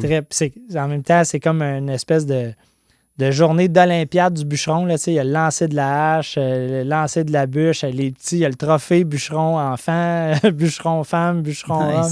C'est vraiment cool. Ah, je vais voir des photos. Tu me montreras des photos après l'entrevue. C'est gros trip. C'est tellement quelque chose que j'aimerais, moi aussi, avoir une ferme, une cabane à sucre, avoir un grand terrain de même, où est-ce qu'on produit quelque chose, puis être capable de recevoir. Là, c'est un beau quelque rêve. Chose de produire du terroir, pour vrai. Ouais. Ouais, d'être entouré aussi, je suis sûr que tu dois connaître plein de producteurs autour. Peut-être que Sutton, c'est moins producteur, non, mais t'es quand même, t'es proche des fermes, puis là, tu connais le gars qui fait du cochon, puis tu connais le gars qui fait nous autres, on achète un bœuf de l'éleveur qui est au bout du rang, là. On ne donne pas de nom, là, parce qu'on les voit grandir. Là. Quand on concourt, on les voit. Là.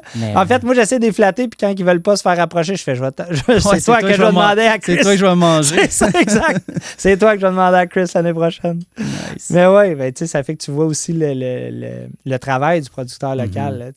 Là, t'as une vie complète. T'as le côté business, la ville. T'as connu tout le... Puis un côté proche de la terre, puis super simple, puis les racines, là, c'est un bon... Je te dirais que Chris, par exemple, je pense pas qu'il comprend le fait que je cours en collant à côté de chez eux. Là.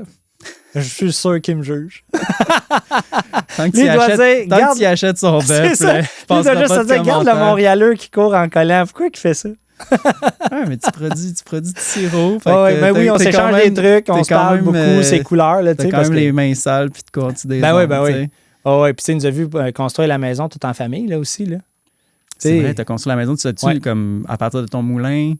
Non, ça, on a voulu, mais c'est trop ben de trop. job, là, c'est ouais. vraiment, vraiment trop de job. Ça Là. prend Je tout pense un qu'on serait setup, encore là. sur le moulin en train d'essayer de tirer quelque chose, là, pour vrai. Puis, tu sais, il faut aller chercher les arbres dans la Ah, montagne ouais, avec ouais. le tracteur, là, c'est de la peau. Là. Mais non, mais tu sais, on l'a parti, on l'a défriché toute la famille avec le tracteur. Tout le bois, il a servi, soit dans la construction, ou tu sais, qu'on l'a bûché, qu'on l'a fendu pour soit le sirop, justement, pour la maison. Mais tu sais, on a parti ça en famille de défricher jusqu'à la finition. Malade.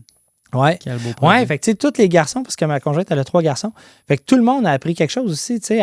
Au début, de prendre un ado, puis là, de faire, bon, ben là, tu vas prendre la sanglette, tu vas prendre le gun à clous.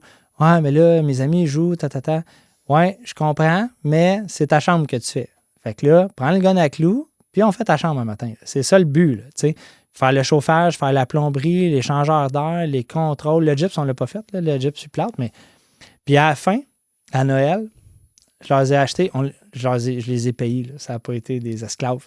Mais à Noël, j'ai acheté un coffre d'outils à chacun d'eux, avec les outils qu'ils avaient maîtrisés. Nice. Je dis ça, c'est votre cadeau plate. Ils ont tous eu un cadeau le fun. Mais je dis là, vous allez avoir, à partir de maintenant, un cadeau plate à chaque Noël qui va être un nouvel outil à mettre dans votre coffre. Puis je dis, avez-vous réalisé... Vraiment être un ado pour trouver des outils, c'est plate. Là. Ouais, je sais, mais tu sais... C'est tellement cher. Puis c'est... Oui, mais tu sais, je veux dire... je comprends. C'est pas un PlayStation. Là. Exactement. Merci. Ou tu sais, c'est pas un nouveau snow pour mon gars. Ouais. Ou, fait qu'à la fin, ce que je leur ai dit, c'est peut-être que demain matin, vous ne pouvez pas faire une maison. Mais vous avez appris, le respect des gens de métier, comment c'était dur de travailler physiquement dans l'industrie de la construction. Ouais. Puis vous avez appris à vous débrouiller. Fait que je dis, demain matin, vous avez tous passé des fils. Fait que l'électricien qui va te faire croire que rajouter une prise, ça prend 3 jours, quand ça prend une demi-heure, tu vas le comprendre, tu vas être capable de te débrouiller. Puis si tu as des travaux à faire chez toi, tu vas être capable de faire quelque chose par toi-même. Complètement. Ouais, il suffit de l'avoir fait une fois pour avoir juste la conscience. Tu n'es pas un expert, puis tu vas pas commencer à dire au monde comment le faire, mais tu as la conscience de qu'est-ce que ça représente. Puis, ah oui, c'est une belle expérience, c'est cool ça. Puis j'aime l'idée de, tu sais, même si ça leur tente pas la fin de semaine de faire ça, de les forcer un petit peu à vivre cette expérience-là. Puis je suis sûr que ça se pourrait qu'ils apprennent à trouver ça le fun. Puis il y en a un qui s'en va en soudure, qui a commencé son DEP hier. Sweet. Ouais. Si on revient au leadership, à la structure dans ta business, les standards de qualité sont bien importants. Ouais. La réputation de la business, respecter les budgets, respecter les délais. C'est quoi le processus pour apprendre de vos erreurs? Avez-vous une procédure par rapport à ça ou ça se fait plus de manière informelle? Comment est-ce que vous approchez aussi les problèmes dans ta business? Bien, premièrement, on essaie de faire un post-mortem quand on vit une situation vraiment problématique où on a eu un enjeu qui était complexe à régler. On s'assoit, on fait un post-mortem, puis on fait, comment on peut l'éviter? Parce que dans le fond, c'est bien beau de l'avoir corrigé ou d'avoir trouvé une solution, mais si tu es capable de l'éviter en amont, c'est encore la meilleure des solutions. Fait qu'on regarde vraiment comment l'éviter ou comment standardiser un processus qui va faire que ça va être moins pénible de passer au travers. Mais ça, même avec les autres petites compagnies que j'ai parties en parallèle là, pour faire du mentorat, que ce soit Gaz Naturel Montréal ou Poséidon à Trois-Rivières, ce que j'ai dit aux jeunes que j'ai aidés à partir, la route parfaite, je la cherche encore. Je connais vraiment les sorties à éviter puis quel chemin ne pas prendre, mais la route parfaite, je pense que tous les entrepreneurs vont toujours la chercher toute leur vie. Je pense qu'elle est dure à trouver et qu'elle n'existe pas. Fait que, tu vas apprendre tout le temps plus de tes erreurs que de tes succès. Premièrement, c'est drôle, mais ça, j'essaie de l'inculquer chez nous. Là. Quand un projet est ultra rentable, qu'on l'a fait temps record, le vent dans le dos, une rentabilité extraordinaire, l'équipe, elle avait un moral de feu tout le long, là, il n'est rien arrivé, là, tout est beau. Personne ne s'assoit pour faire un post-mortem. Je dis, c'est pas normal. On s'assoit quand ça va extrêmement mal. OK, parfait. Mais il faut aussi s'asseoir quand ça va extrêmement bien. C'est quoi? Ton gâteau, il a levé, c'était le meilleur gâteau que tu as fait de ta vie. Veux-tu bien t'asseoir 5 minutes puis comprendre c'est quoi que tu as fait? Tu as mis le four à combien? C'était quoi les ingrédients que tu as mis dedans? Faut le checker autant que le gâteau qui n'a pas levé pantoute puis qui a été un échec lamentable. Là. Fait que dans les deux côtés, ça prend une rétroaction sur le projet pour essayer de voir les bons coups mais les mauvais coups. Puis qu'est-ce qu'on fait pour répéter la recette qui a bien fonctionné et éviter la recette qui a échoué. Puis je suis curieux de savoir, pour vous, être écrit où la recette, ça ressemble à quoi? Les procédures, là, le SOP, c'est écrit sur des PowerPoint. On a une plateforme. Quand tu veux faire un petit changement, là, puis tu veux que tout le monde suive ce petit changement-là, à quoi ça ressemble? On a une plateforme en temps réel. OK. Puis toutes les étapes, les formulaires sont là.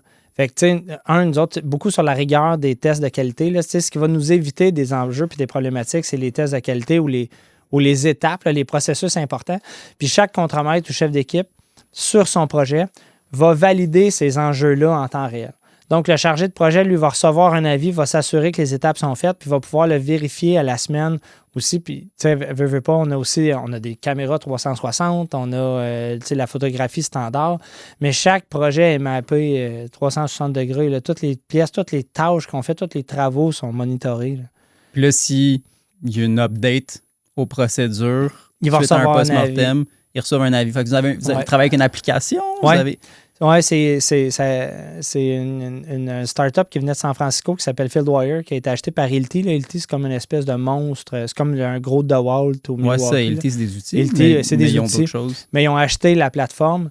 Puis, fait que là-dessus, on va avoir des formulaires que nous, on peut adapter. Là, ça dépend le forfait que tu prends, mais que nous, on peut adapter. Puis même vous autres, dans vos transactions immobilières, là, c'est vraiment une plateforme pour gérer un projet immobilier. C'est vraiment bien. Tu as tout tes suivis là-dessus. On est en train d'intégrer Monday, Monday.com. Je ne sais pas si tu connais. Non. C'est une grosse plateforme de gestion de projet et de plein d'affaires. Là. Fait que, mais c'est vraiment des bons outils. Mais c'est d'en avoir une déjà. Ouais. De commencer par absolument. Digitaliser toutes ces procédures-là puis que ça soit standard. Puis on le faisait de façon papier cartable, mais tu sais, ça générait des documents de fou. Puis si personne va le chercher ou si personne l'envoie. Si tu veux faire un changement qui va toucher toutes les autres. Je me rappelle un projet immobilier, là, pour vrai, immeuble condo vendu. Oui, ça, c'était condo. Dans une procédure bien banale. Le bain est raccordé en drainage. La case n'est pas cochée. Donc, c'était pas fait. Mais on l'a livré pareil. Personne n'a vu. Personne n'a vu. Fait que le premier occupant qui a pris son bain, il a tombé chez Ginette en bas. Tout s'est vidé, sa cuisine, de Ginette en dessous. Fait que premier réflexe, sortez-moi le cartable du projet. Est-ce qu'on avait fait l'inspection? Fait que, tu sais, cocher pour cocher, ça sert à rien, là. Tu sais, la case n'est pas cochée, contremaître n'a pas vérifié, il n'y a pas eu de suivi. La personne qui a rempli le formulaire, qui était en charge de la qualité sur ce projet-là, a vu que c'était pas fait, n'a pas fait de rétroaction pour faire « OK, mais je constate que ça ne s'est pas fait, mais il faut envoyer une équipe le faire. » Contremaître n'a pas regardé. Chargé de projet n'a pas vérifié non plus. Fait qu'en dernier, tu peux avoir les formulaires que tu peux, mais si personne les vérifie ou les valide... Peut-être ça qui arrive chez Bombardier en ce moment. Peut-être. Il y a une case qui n'a pas été cochée. Mais c'est fou, tu sais, quand tu construis des avions, ces mécanismes-là doivent être sacoche. C'est toutes ces procédures-là. Le 737 MAX de Boeing, qui est une suite d'échecs de fou. Ouais. Fait que c'est intéressant. Fait que ça nous aide beaucoup. C'est une suite de meetings post-mortem, puis d'avoir un bon système que si tu mets des changements dans ton système, ça s'applique après sur le terrain. Ils sont utilisés. Puis dans les formations, on remet l'emphase là-dessus, le pourquoi. Parce qu'aujourd'hui, une des raisons que je suis encore terrain, les gens vont suivre tes pas, ils ne suivront pas ton doigt. C'est pas parce que tu dis d'aller là-bas qu'ils vont le faire. Faut que, venez avec moi, on va le marcher ensemble. Fait que quand on fait la formation, on montre des exemples. Qu'est-ce que ça nous a permis d'éviter? Qu'est-ce qu'on a sauvé avec ces plateformes-là? C'est quoi que ça l'engendre comme bénéfice? Fait qu'on leur montre pourquoi on le fait. On les conscientise. Puis toi, en tant que leader, tu dirais que c'est quoi pour lequel tu es le plus intransigeant? C'est vraiment la rigueur et la structure. J'ai vraiment... je ne sais pas si on peut dire que c'est un toc, là, mais moi, je vais vraiment être fatigant quand je vois que la personne, elle n'est pas structurée. Je vais la rencontrer plusieurs fois. Il faut que tu te structures, il faut que tu prennes des notes, il faut que tu te fasses une planification. Je veux que tu mettes tes notes dans ton agenda. Tu sais, un budget financier, c'est dire où l'argent va. Un agenda structuré, c'est dire où ton temps va. Puis, tu sais, je vieillis, là, puis tu sais, c'est le fameux cliché, là. Il n'y a rien de plus précieux que le temps. Mais il n'y a rien de plus précieux que le temps. Mais si tu ne le mets pas dans un agenda, puis si tu ne structures pas tes journées, puis si tu ne structures pas tes actions, ton budget de temps, tu le gères comment? Fait que ça c'est vraiment un enjeu majeur que j'inculque chez nous. Il faut gérer votre temps. Le but, là, c'est pas d'avoir des super travaillants qui font 60 heures par semaine. Là. Ils vont tous se brûler, ils n'auront pas de qualité de vie. Puis, j'ai rencontré un de mes chargés de projet aujourd'hui, puis je disais exactement ça. Je dis, il faut que tu sois heureux chez nous, mais il faut que ta famille soit contente que tu sois chez nous. Je dis, si tu arrives en retard à tous les soirs, puis ta conjointe, elle t'attend tout le temps, puis tu fais « Ah, ce soir, j'étais en retard pour souper. Ce soir, j'étais en retard pour souper. Va chercher les enfants, je peux pas. Ça a un impact sur toute ta famille. Si tu gères ton temps comme il faut, la tâche que tu as, elle se fait dans un temps raisonnable. Ils font combien d'heures semaine? Entre 40 et 45. Ouais. C'est difficile, le chargé de projet, de réussir avant 40 heures. C'est du 40 heures, 45 heures par semaine. Mais quand ça dépasse ça, on les rencontre. C'est pas bien. Il faut trouver une façon, soit que tu es surchargé ou que ton organisation de travail, il faut qu'on t'aide. Ouais. Toi, comment tu gères ton temps? C'est quoi ton système? Ah, moi, je suis un bouche-trou. Moi, je suis bien dans le 50 heures, 55 heures par semaine. Je dépasse pas ça. Mais tu sais, moi, je vais être en vacances, puis c'est pas parce que j'étais un contrôle freak. Moi, j'aime pas ça avoir des courriels en retard. Là. Fait que, tu sais, que je sois au Vietnam ou en Chine ou en Afrique, je gère mes courriels pareil, puis j'aime ça être à jour, là, puis j'aime ça aussi. J'aime ça m'impliquer avec les gens. J'aime qu'ils se sentent supportés. Fait que, tu sais, je vais être quand même tout le temps un peu en train de travailler, même si je décroche.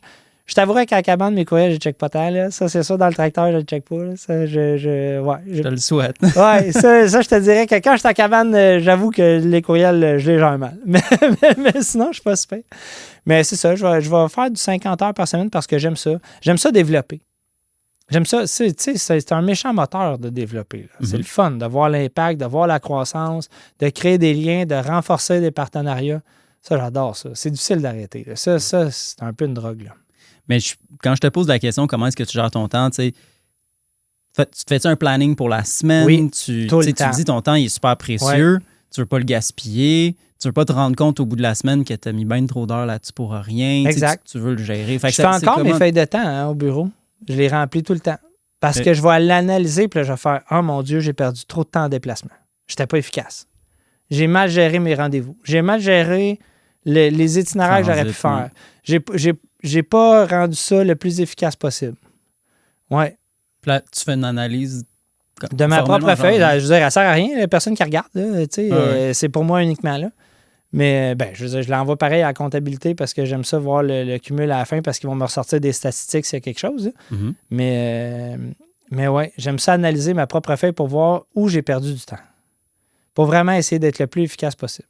Le but étant de le maximiser puis d'avoir une belle qualité de vie aussi. Tu sais, je m'entraîne encore beaucoup. Quand j'ai mon fils, pour vrai, je veux pas arriver en retard à la maison. Là, on fait un souper ensemble, mon trip. Là, mon fils, c'est mon meilleur ami. Là, tu sais. Dans tout ton parcours d'entrepreneur, qu'est-ce que tu as fait qui t'a justement quelque chose qui n'est pas lié à la business, mais qui t'a le plus aidé dans ta business, qui t'a le plus supporté dans toutes ces années-là? Et mis à part la comptabilité, pour vrai, je pense que ma réponse. Ouais, mais plus dans ta vie personnelle. Dans ma vie personnelle, je pense que la discipline de l'entraînement. Oui. Parce que ça discipline au travail aussi. Remarque, j'ai eu des athlètes qui ont travaillé pour moi, puis au travail, ils valaient rien, là, dans le sens qu'ils étaient tellement focusés sur leur sport que là, soudainement, il a peur de se faire mal à un pouce parce que lui, son sport requiert son pouce. Là, fait que là, ça devient un enjeu. Mais sinon, pour vrai, l'entraînement puis le sport, ça libère l'esprit. Puis deux, tu sais, en entraînement, si tu n'es pas structuré puis si tu n'es pas assidu, tu n'auras jamais de résultat. Et l'entreprise, c'est la même chose. Si tu n'es pas structuré et tu n'es pas assidu, tu n'en auras pas de résultat. On en parlait avant l'entrevue, mais toi, ton sport, c'est la course. Oui. Le snow, longtemps, quand même. J'étais un peu un ado encore. Là. Je jump encore beaucoup. Oui, cool. Oui, je fais les rails avec mon gars. Oui. Mais là, mon fils m'a appris officiellement que là, il avait détrôné le père, mais j'ai dit, tu détrônes ton père à mon âge. Je dis, à ton âge... là, c'est une autre histoire. Bon. 17 ans pour 17 ans, je suis pas certain que tu me détrônais. J'ai joué d'avoir un père compétitif. Ouais, mais pour le fun. Mais c'est cool, pour vrai. Tu sais, jusqu'à l'année passée, là, jusqu'à temps qu'il m'annonce que là, il aimait mieux faire du snow avec ses amis. Là. Mais enfin, on fait encore des voyages de snow. Mais pour vrai, jusqu'à l'année passée, moi, je connaissais une seule piste à Bromont, le snowpark. Toutes les rails, toutes les jumps, on les faisait tout le temps ensemble. Le gros trip. Ah ouais. Vraiment. Ben, puis à terre, on s'est fait un snowpark. Cool. Ouais, on a des rails que les gars ils ont soudé à la shop, on a des rails en stainless, on a des modules en bois, tout Fait que si t'es un gars de parc, tu dois pas voyager pour le ski tant que ça? Ou tu vas dans l'ouest? On va encore en l'ouest. Ben, Ouais. puis là, j'étais allé en Suisse récemment, mais ouais, on va dans l'ouest, moi, puis Tom, faire du snow. OK. Ouais, là, on rêve Japon, là. Oh, wow. Ouais. Ah, j'ai vu Mais une oui, vidéo. sinon, c'est la course. La course, le vélo. OK. Ça, c'est, ouais, parce que ça, c'est à l'année. J'imagine que tu cours à l'année. Ouais, je cours à cours à l'année, l'année. bah, qu'il pleuve, qu'il grêle, qu'il vente, qu'il fasse moins C'est quoi 25, ta moins routine 30. de course dans une semaine? Ah, ça varie beaucoup, par exemple, en fonction de est-ce que, ben, quand Tom était plus jeune, est-ce que Tom est à la maison ou pas? Puis après ça, vraiment du temps qui m'est imparti. Mais la fin de semaine, tu sais, j'aime ça encore aller faire des courses 10-12 kilos, là. Je fais plus de 25-30, là. Ça, j'ai ralenti beaucoup, là. Tu sais, de partir puis de faire un 40 kilos un samedi matin, là. Ça me tente moins. La cabane, ça demande beaucoup de temps aussi, là. Ouais. Ça fait combien de temps que tu l'as, ta cabane? C'est notre 3e saison des sucres. OK, c'est quand même nouveau. Ouais, mais on en faisait avant, mais type de plus de façon Mais hobby de chez terrain, d'autres, tu mais- l'as acheté. 3 T'habites ans. là, toi. Non, c'est vraiment un chalet. C'est un chalet. Ouais. OK. T'habites à Montréal? Ouais. OK. Toujours à Verdun. Puis tu fais lundi au vendredi à Montréal, Ouais. puis la fin de semaine. Ben, puis tu sais, si j'ai pas mon gars, puis je vais aller au chalet, j'y vais, là, mais je suis quand même très présent au bureau. OK. Mais le vendredi, puis tu sais, en même temps, mettons, heureux hasard, là, notre firme de comptable, c'est Raymond Chabot qui sont à Coansville. Fait que tu sais, même ma contrôleur avec son mari, ils viennent au chalet, puis tu sais, quand on a un meeting avec Fait Raymond une- Chabot, moi te le dire, on met ça un vendredi, là. Nice. Ouais, c'est ça. Fait qu'on monte tout le monde au chalet le jeudi. Puis... Fait qu'un peu plus personnel, tu sais, je suis curieux de parler à Fred, l'entrepreneur. C'est quoi, tu me dirais, qui est derrière ta drive? Tu as beaucoup d'énergie à mettre dans, tu sais, montrer à ton équipe de quoi ils sont capables de pousser ta limite dans ton sport, toujours améliorer les systèmes, pousser ta business. Tu as encore beaucoup d'appétit pour faire Ouais. croître ta business. C'est Ouais, c'est où j'ai qui encore le qu'elle couteau vient entre les cette drive-là? Hey, ça, c'est une bonne question. Je pense que tu l'as en toi ou pas, là, pour vrai. Là. Tu sais, dans le sens que il y a des gens qui ont le couteau entre les dents, puis il y en a qui ne l'auront jamais. Là. L'esprit de compétition, je l'ai toujours eu, mais pas envers les autres, envers moi-même.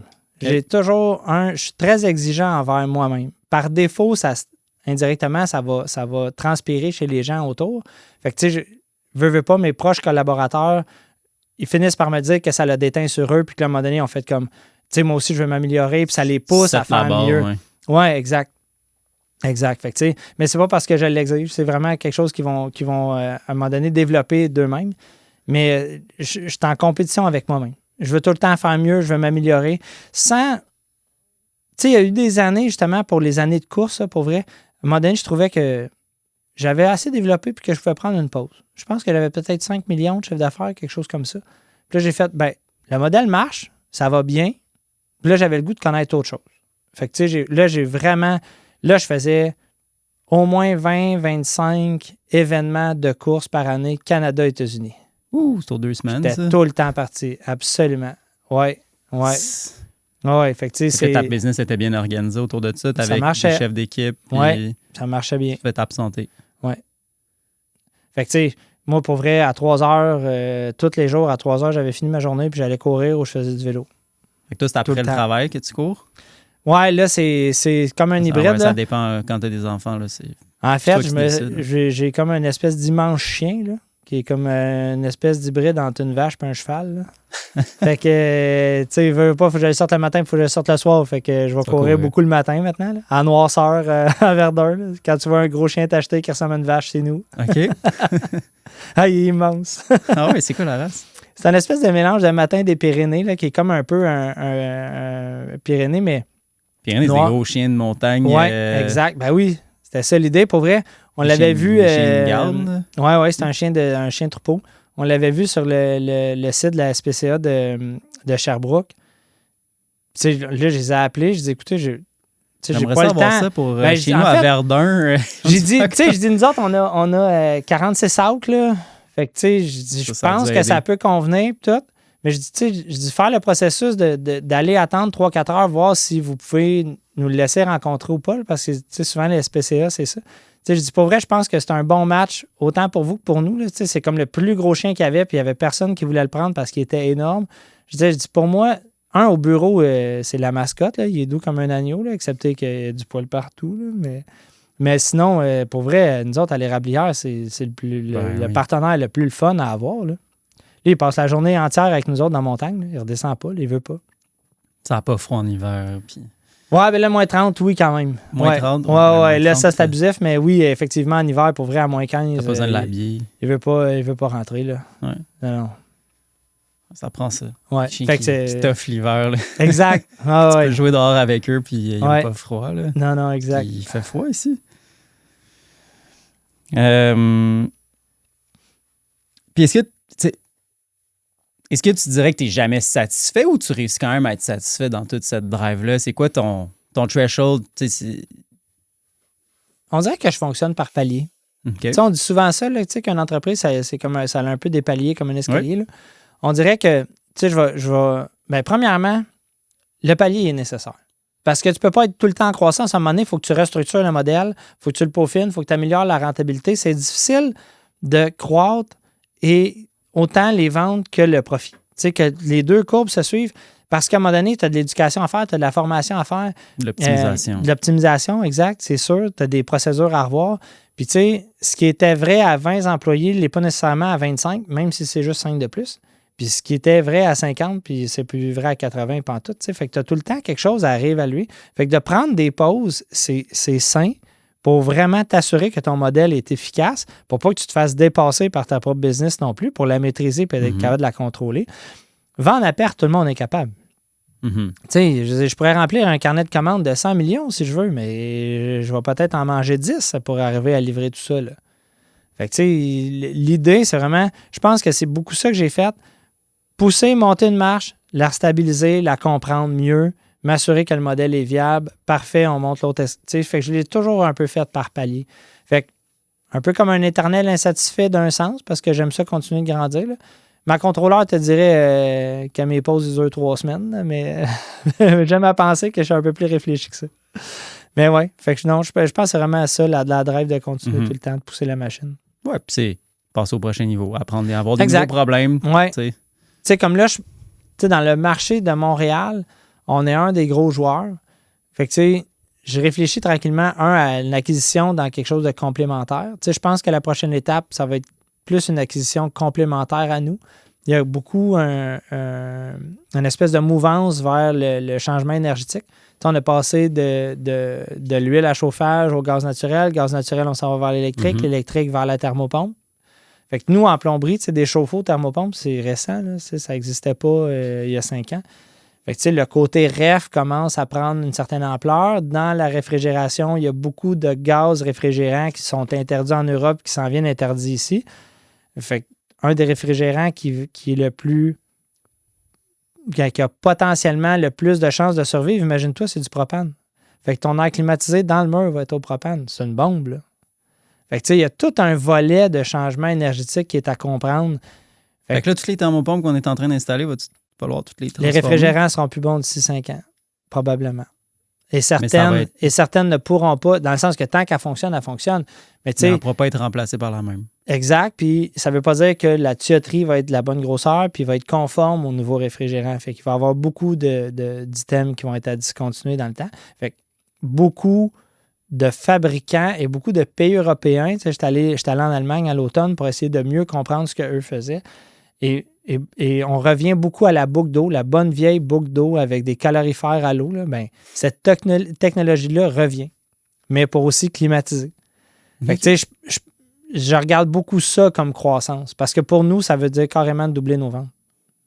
Si on se met à faire ça dans chacun des immeubles, c'est une nouvelle façon de travailler, c'est des nouvelles technologies à comprendre, mais c'est aussi carrément de doubler la tâche sur un projet. Parce que tu t'occupes de la réfrigération aussi. En fait, c'est que là, on va faire une boucle d'eau qui va faire chauffage et climatisation. Oui. Les équipements sont énormes. C'est le double des circuits qu'il faut que tu fasses.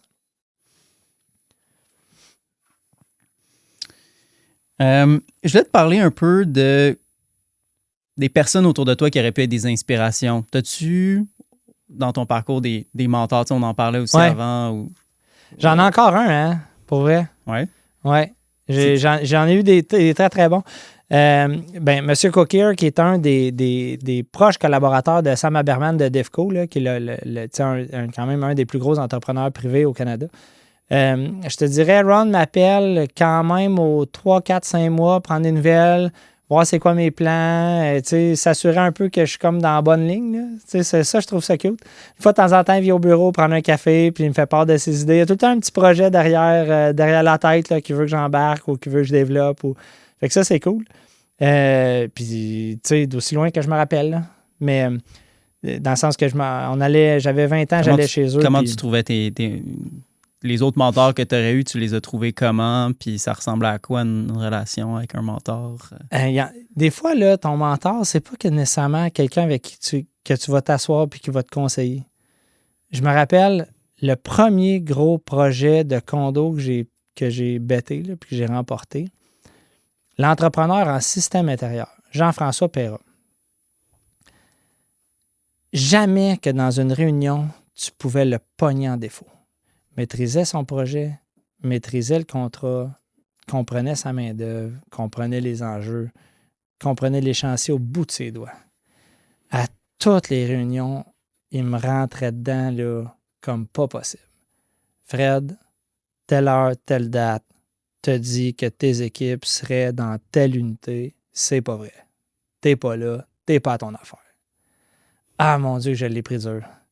Fait que je te le dis là, j'en faisais un cas personnel. Je dis, mec, j'avais fini ce contrat-là. Je veux être comme Jean-François Perra. Je veux maîtriser chacune de mes affaires. Je veux pas être en défaut. Je veux pas être à la traîne. Je veux être la locomotive du projet. Je veux qu'on donne le beat. Je veux savoir comment le projet fonctionne. Je veux connaître les plans sur le bout de mes doigts. Je veux maîtriser mon modèle. Fait que, tu sais, lui, indirectement, puis j'y ai dit peut-être 10-15 ans plus tard, que ça avait été ma source d'inspiration. Puis à chaque fois, quand je voyais qu'il était sur un contrat, j'étais content. Je le savais qu'il allait me challenger, puis je le savais qu'il allait me pousser à être meilleur. Fait qu'indirectement, lui, sans le savoir, il a fait un mentorat exceptionnel. Parce qu'il me rentrait dedans, puis il cherchait un modèle. Oui. Parce qu'il trouvait mes erreurs, il trouvait mes lacunes, il les mettait en lumière et ça me forçait à les corriger. Fait que des fois, tu vas trouver ton inspiration de quelqu'un qui, lui, ne sait pas du tout que c'est son modèle. J'aime ça. Ouais. Très cool. Mais sinon, j'en ai encore des mentors. Tu sais, Saint-Donat, on en avait parlé tantôt avant de commencer l'entrevue. C'est une pépinière de présidents d'entreprise. C'était incroyable. Tu sais, nous autres, on avait Hubert Robin, multimarque, qui valait 300-400 millions. Certains qui avaient la plus grosse boulangerie indépendante au Canada, là, après Galen Weston, là, la famille Weston. C'était la famille Robin.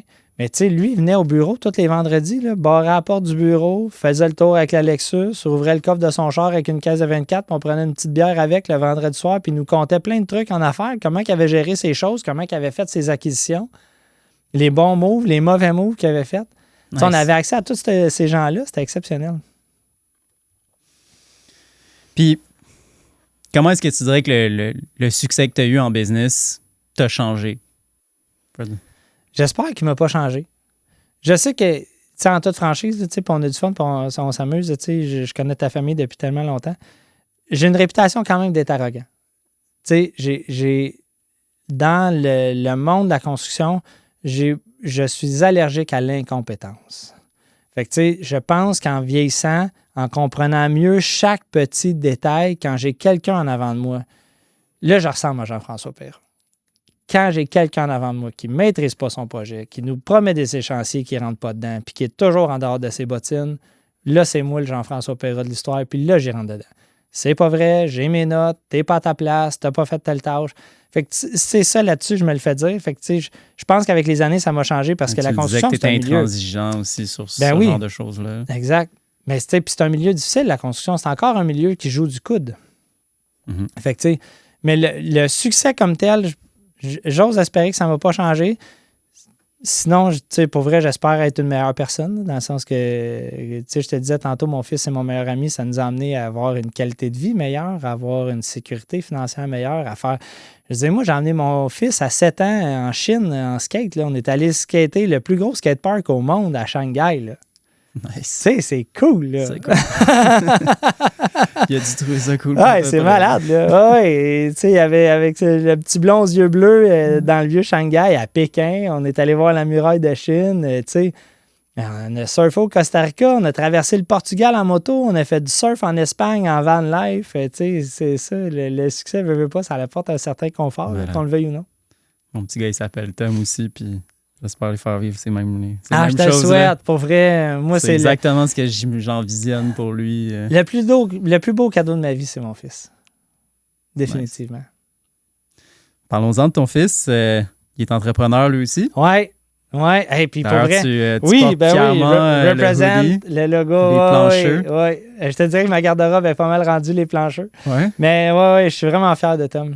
Ouais. Puis tu sais, beaucoup de gens font tu sais, la pomme n'est pas tombée loin de l'arbre. Pour vrai, tu sais, s'il me pose des questions, je le conseille, mais jamais je l'ai poussé. C'est vraiment de lui.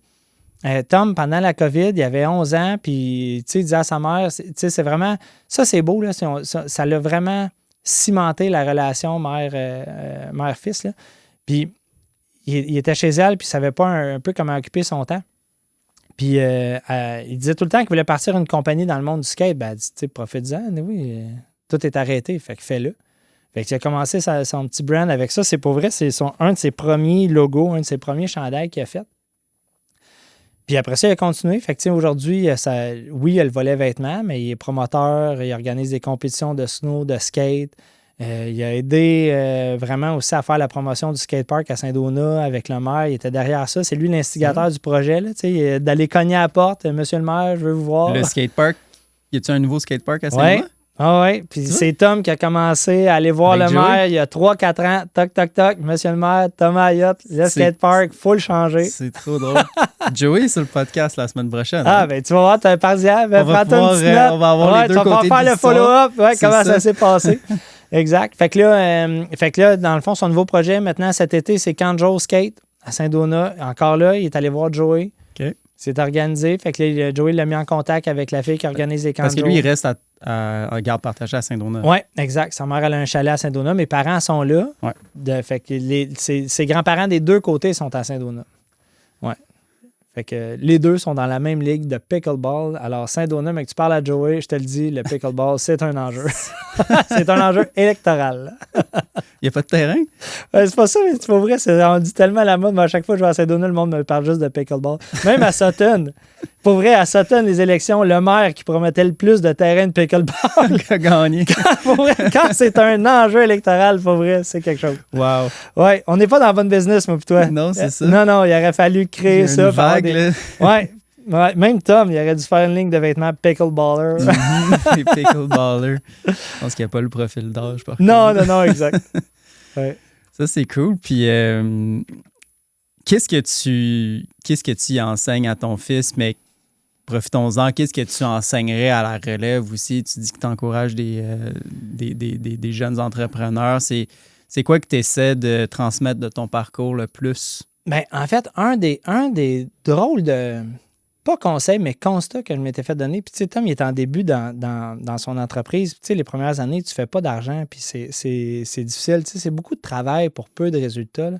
En fait, tu as des résultats, mais tu les vois pas, puis ils sont pas assez concrets pour toi. Tu sais, puis on juge toujours le succès en affaires par rapport à l'argent, la rentabilité, la profitabilité. Puis, tu sais, en dernier, oui, c'est vrai que le chiffre nominal en bas, il est important, tu sais, parce que c'est ce qui fait que tu vas survivre. Mais tout ça, dans les gens de Saint-Donat, je ne me rappelle plus quelle personnalité d'affaires m'avait dit ça. Il avait dit, c'est drôle, hein? Il dit, moi, j'ai maîtrisé mon modèle d'affaires à 40 ans. Fait qu'il dit, de 25 à 40, je me suis battu comme un diable dans l'eau bénite. Je faisais de l'argent, j'en faisais pas, je comprenais pas pourquoi. Puis il dit, je suis pas capable de te l'expliquer, mais il dit, à 40 ans, je me suis mis à faire vraiment de l'argent. Puis c'est drôle parce que c'est ce qui est arrivé à moi, mon frère, puis Joël. Puis je pense que, c'est l'éthique de travail qu'il faut que tu apprennes. Il faut que tu comprennes ton modèle d'affaires. Il faut que tu donnes un certain temps. Puis, tu sais, tantôt, je te disais, la voie parfaite, je ne la connais pas, mais je connais celle qu'il ne faut pas prendre. Mm-hmm. Et ça, c'est long dans un parcours. Parce que, OK, parfait, tu as vu la première gaffe qui était à gauche. Il va en avoir une à droite dans 300 mètres, mais celle-là, tu ne la connais pas encore. Fait que ça se peut que tu tombes dedans. Fait que c'est d'être patient puis d'être rigoureux. Si tu es patient puis tu es rigoureux puis tu mets l'effort, tôt ou tard, ça va payer. Mais il ne faut pas s'attendre à un résultat rapide comme l'éclair, que tu vas faire « Ah mon Dieu, je vais donner un petit coup là, cette semaine, je vais travailler un peu plus fort, là, puis là, tout va décoller. » Non. Il y a vraiment une question de patience. C'est long. Oui. C'est long d'avoir des résultats. Puis, tu sais, je connais sûrement la légende du colonel Sanders, tu sais, qui a fait je ne sais plus combien de faillites, puis qui a fait son premier million, je pense, à 73 ans, là, tu sais, puis qu'enfin, il avait compris son modèle d'affaires. Je le souhaite à personne, là, mon Dieu, que c'est long, mais ça en fait partie. Tu sais, tu vas faire plus d'erreurs dans la vie que de réussite, c'est clair. Complètement. J'aime beaucoup l'analogie du bambou. Ouais. Ça lui prend des années à faire ses racines. Ouais. Il n'y a comme pas grand-chose qui sort. Ouais. Puis en année, quand les racines Paf. sont là, ça shoot de coupe de pied par jour. Là, c'est un peu ce qui se passe avec H2O en ce moment. Pour vrai. Je suis content pour toi. Ouais, c'est vraiment, oui, l'analogie est bonne aussi à plusieurs entreprises. Les racines, c'est ton expertise, ton expérience, ton réseau, ton équipe, ouais. ton leadership. Tout ça, tu l'établis. Puis en année, quand tout est aligné, ça ne exact. prend pas grand-chose. J'avais un téléphone tantôt, tu sais, parce que le gouvernement veut beaucoup faire la promotion des modules construits d'avance pour toutes sortes de projets. Là. Je pense que l'enjeu, c'est d'améliorer la productivité, peu importe l'industrie, mais beaucoup à la construction, d'essayer de baisser le coût du logement. Et pour vrai, j'ai un des gros entrepreneurs général de Montréal qui n'est pas client chez nous. Pogner le téléphone, je vois ça sur l'afficheur tantôt, puis je fais ça doit pas être important. Tu sais, ça doit être juste un appel de sollicitation pour un projet, puis je suis en réunion avec un chargé de projet, fait que je finis ma réunion, puis je les appelle après. Mais il dit, on a entendu parler de vous autres parce que vous êtes capable de vous adapter à plein de situations. Fait, OK, continue. Mais il dit, nous, on ne cherche pas le moins cher, on cherche un partenaire d'affaires. On veut comprendre comment faire en sorte qu'on peut bâtir du modulaire, puis de ce que j'ai compris avec vous autres, vous avez une expérience là-dedans. Je dis, oui, c'est vrai. On fait du modulaire jusqu'au Nunavik. Oui. Faites des conteneurs aménagés pour des mines, bâtiments. C'est comme un hôtel qu'on a fait. Tout en conteneurs à bateau. Tout, comme des Legos. Mais on a fait ça déjà, je pense que Thomas a 3 ans, fait qu'on a fait ça il y a 12-13 ans. Fait que, tu sais, on s'est gardé un pied là-dedans, fait que c'était comme, tu sais, ce qu'on veut, c'est votre expertise, votre savoir-faire. Mais ça, c'est par le réseau, c'est par les gens là, que ces contacts-là se font. Oui, ça a fini par arriver tout seul, puis oui. Ça donne l'impression d'être la chance, mais c'est les racines. C'est les racines. Ouais. Puis le réseau. Fait que c'est ça que tu envoies à ton fils, puis à la relève. D'être patient. D'être patient.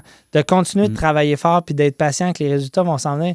Puis tu sais, Thomas est arrivé à ce constat-là aussi. Il a commencé à 11 ans, puis là, il est à l'aube de ses 17 ans. Puis là, tout débloque. Il disait, papa, c'est fou, là, ces temps-ci. Là, les compétitions, ça a super bien marché. Le volet promotion d'événements, ça a super bien marché. Puis là, comme je t'ai dit, il est en train de négocier son entente avec le camp de jour. Il est en train de programmer sa page là, sur son site web pour les inscriptions du camp de jour. Tout va en même temps. Fait que, tranquillement, il voit qu'il va pouvoir en vivre là, de sa compagnie. Là, mais il fallu qu'il perspicace, qu'il continue, qu'il garde son éthique de travail puis qu'il garde sa discipline de travail. Oui. Tenir bon. Oui, tenir bon. Ouais. Vraiment. C'est long, puis tu vois pas la lumière au bout du tunnel. Non. Nous autres, ça fait 8 ans qu'on a parti Vision Dev, puis ça commence là, à accélérer à une vitesse vraiment je te suis sur les réseaux sociaux, puis là, je vois l'impact. Juste dans la dernière année, vos projets bougent beaucoup plus vite, beaucoup plus gros aussi. Oui, c'est un beau succès que vous êtes en train de créer. Thanks. Fait que tu nous as parlé un peu de tes projets plus personnels, mais ta vision pour H2O dans les 10 prochaines années, ça s'en va où H2O? C'est quoi le... Bien, comme je te disais, le changement énergétique, on veut acheter quelqu'un, là, pour vrai, pas par paresse, mais je pense que ça va être trop long d'essayer de comprendre toute cette nouvelle technologie-là. Fait que, j'aimerais mieux acheter une compagnie qui est déjà là-dedans. Mm-hmm. Fait que, ça, on est en train de regarder ça. On analyse certains joueurs pour pouvoir les acquérir. Il y a un gros marché, nous, dans l'industrie de la construction, il y a un gros marché dans le secteur d'Ottawa. Fait que, est-ce que ça y est d'ouvrir un autre bureau à Ottawa ou à Québec? Ça aussi, c'est des choses qu'on regarde tranquillement. OK. Oui, je pense que ça va être soit par un nouveau marché de façon géographique, Mm-hmm. ou d'un nouveau marché plus de diversification ou de technologie. Parce C'est que vraiment à là-dessus l'intérieur qu'on du planche. marché dans lequel tu es, ça devient plus difficile de grandir avec le même rythme. Oui, ça puis serait il y a un enjeu de main-d'œuvre aussi, de qualité de main-d'œuvre. Puis aussi, nous, on ne fait pas de projet public. On ne fait que du privé, sur appel d'offres, invitation privée. On fait beaucoup de design. Fait que, tu sais, j'ai pas l'intention de devenir la plus grosse entreprise en plomberie en faisant « Ah, moi, je vais prendre tous les projets du gouvernement. » Puis, tu sais, Charbonneau, c'est énorme. C'est un monstre, nous autres. C'est le plus gros joueur de l'industrie. 450 quelques employés. Mais c'est un modèle d'affaires qui ne m'intéresse pas. C'est beau. La famille Charbonneau a réussi quelque chose d'exceptionnel. Exceptionnel. Jean Charbonneau, là, qui est vraiment celui qui a fait boomer l'entreprise, c'est pas le fondateur. Là. L'entreprise a plus que 100 ans. C'est pas le fondateur, mais sa vision a fait que Charbonneau a explosé dans les 30-40 dernières années. Mais faire du public au gouvernement, j'ai aucun intérêt, mais aucun.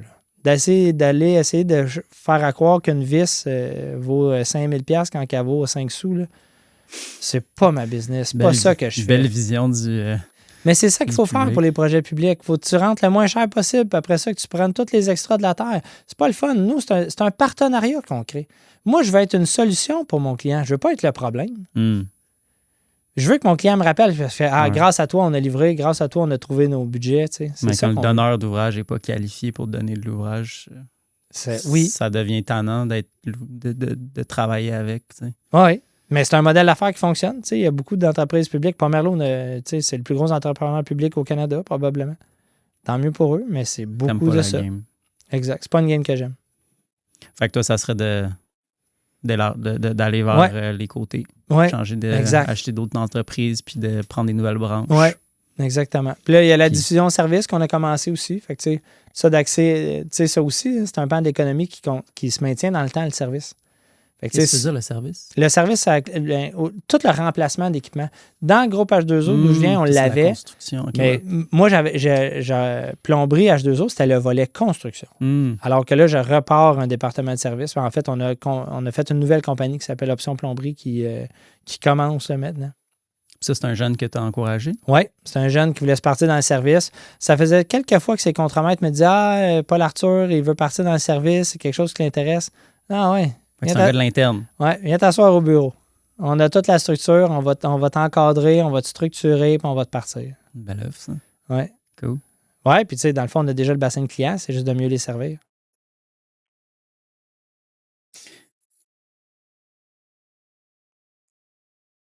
Écoute, on a pas mal fait le tour de l'entrevue, mais j'ai encore quelques petites questions là, pour finir ça en beauté. Oui. Mais super entrevue jusqu'ici. Merci. Pendant que tu es sur... si on peut profiter de la tribune pour toi, y a-tu des choses avec lesquelles on peut t'aider? Y a-tu... T'as-tu une cause?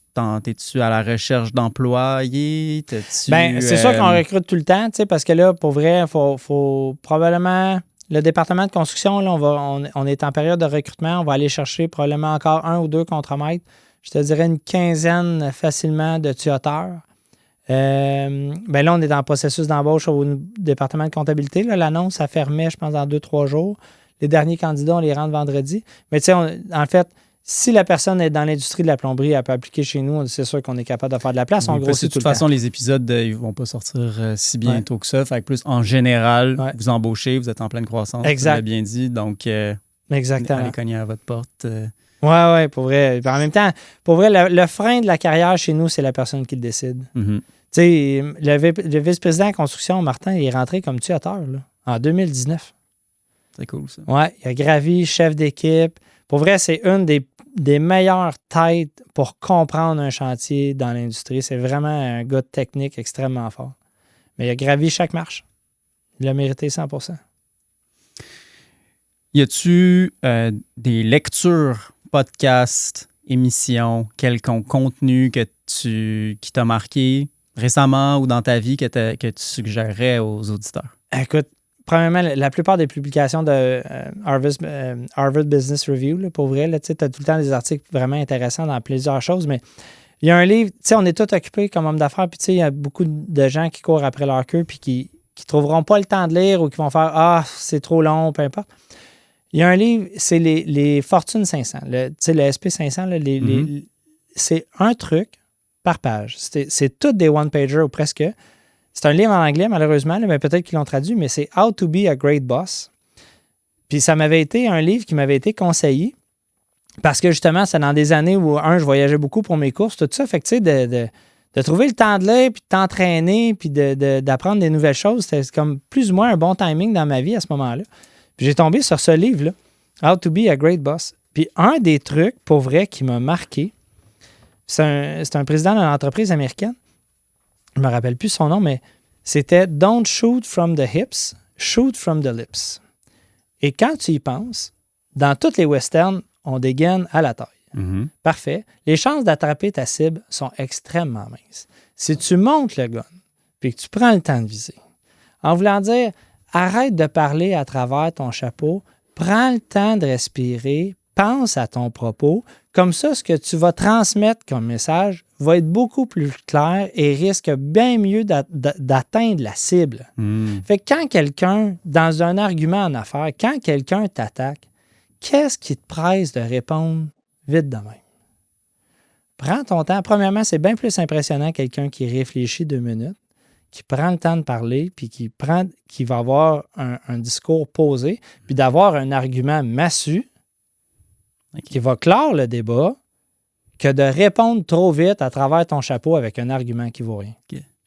Prendre une grande respiration. Oui. Fait que tu sais, mais ce livre-là, c'est tous des petits trucs de même. C'est fantastique.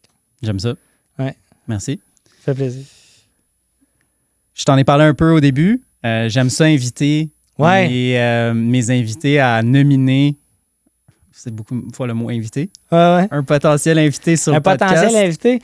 Écoute, c'est sûr que ça va rester dans la famille, mais c'est parce que le grand-père à Tom, puis je pense que Michel est assez généreux de sa personne, puis là, je m'excuse, tu vas rester dans la talle de Saint-Donat, pauvre toi, mais Michel Lachance, c'est un self-made man, parcours difficile avec une entreprise familiale aussi, là, c'était leur père qui avait fondé une ébénisterie, un père assez dictateur, assez dur, et Michel, même si Michel il dit qu'il n'a pas eu une grande scolarité, là, c'est quelqu'un d'extrêmement intelligent, on parlait de mentor tantôt, pour vrai, j'aurais dû le nommer. Mon père, à moi, avait stagné son entreprise à un certain chiffre puis n'a jamais pu le traverser. T'sais, comme je te disais, il subissait sa croissance. Alors que Michel, c'est le premier entrepreneur que je voyais qui, lui, gérait sa croissance, qui la planifiait. Et un homme d'affaires dur, mais juste. Ça aussi, c'est des valeurs de respect des gens avec qui tu fais affaire qui m'ont inculqué. De le voir négocier ces trucs, je le trouvais difficile, je le trouvais dur, mais je le trouvais toujours honnête. Puis une fois que le partenariat était signé, que ce soit sur une poignée de main, un texto ou juste un accord verbal, Michel n'avait qu'une seule parole. Fait que son parcours est vraiment impressionnant là, quand tu regardes le succès qu'il a fait, parce qu'ils ont eu l'ébénisterie, il y a eu le volet construction, il a reparti une autre compagnie par lui-même quand il s'est séparé de ses frères. Fait qu'il y a un parcours vraiment, vraiment atypique, mais vraiment cool. C'est tout un battant, ce monsieur-là. Cool. Une grande expérience. C'est pour ça. J'espère qu'il va accepter. Reste à voir. Reste à voir. Toujours la parce que moi, j'aimerais vraiment ça l'écouter. On va te le dire, là. Cool. Ben, c'est un podcast que j'aimerais vraiment ça écouter. C'est sûr que je vais pousser pour qu'il accepte. Super. Ouais. Super. Puis tu pourras m'aider à monter cette entrevue-là aussi. Ah, et puis un bon homme d'affaires qui a réussi dans l'immobilier aussi. Fait que, tu sais, il va pouvoir te donner probablement une couple de hints. Oui, ben en fait, beaucoup à travers d'autres compagnies avec qui il a été partenaire. C'est prêteur privé? Oui. Ah. Oui, il a fait du prêt privé, beaucoup dans le terrain. Je pense qu'il a prêté à mon père. Oui, effectivement, c'est vrai. Okay. Oui, c'est vrai. Pas Orange? Ça se peut pour vrai. La compagnie de prêt privé. OK, cool. Oui, je t'ai dit Michel Lebrelon, là. Ouais, nice. Ouais. Mais pour vrai, quelqu'un de super intéressant. Un grand voyageur aussi. Nice. Ouais. J'ai une dernière question pour toi. Shoot. Celle-là, c'est la question du billboard. Ouais. Tu vas écrire quelque chose sur un billboard qui serait vu par tout le monde de sa planète, un message que tu envoies à l'humanité. Qu'est-ce que tu écris là-dessus? Ah, mon Dieu. Et puis, tu sais, ça m'a tellement drivé toute ma vie. Puis, tu sais, c'est pas de moi, il me semble que c'est de Lavoisier, mais à vaincre sans péril, on triomphe sans gloire. Et ça l'a été toute ma vie. OK, parfait. Tu sais, si tu te donnes un objectif tout petit, là, même si tu le réussis, là, si tu n'as pas eu le guts de sortir de ta zone de confort, de triompher, mais sans gloire. Très belle réflexion. Mm. Un gros merci, Fred. Hey, ça fait plaisir. Très cool vraiment le fun. conversation. Merci d'être prêté au jeu. Ouais. C'était très cool. Alors voici un autre excellent épisode qui se termine. J'espère que ça vous a plu. Et si c'est le cas, allez like, abonnez-vous à notre chaîne, laissez-nous 5 étoiles sur Spotify et surtout, on adorerait lire vos commentaires. Nos invités sont faciles à rejoindre, ils veulent vous parler, n'hésitez pas à les contacter. Alors sur ce, je vous dis à la prochaine et encore une fois, un gros merci d'écouter notre contenu.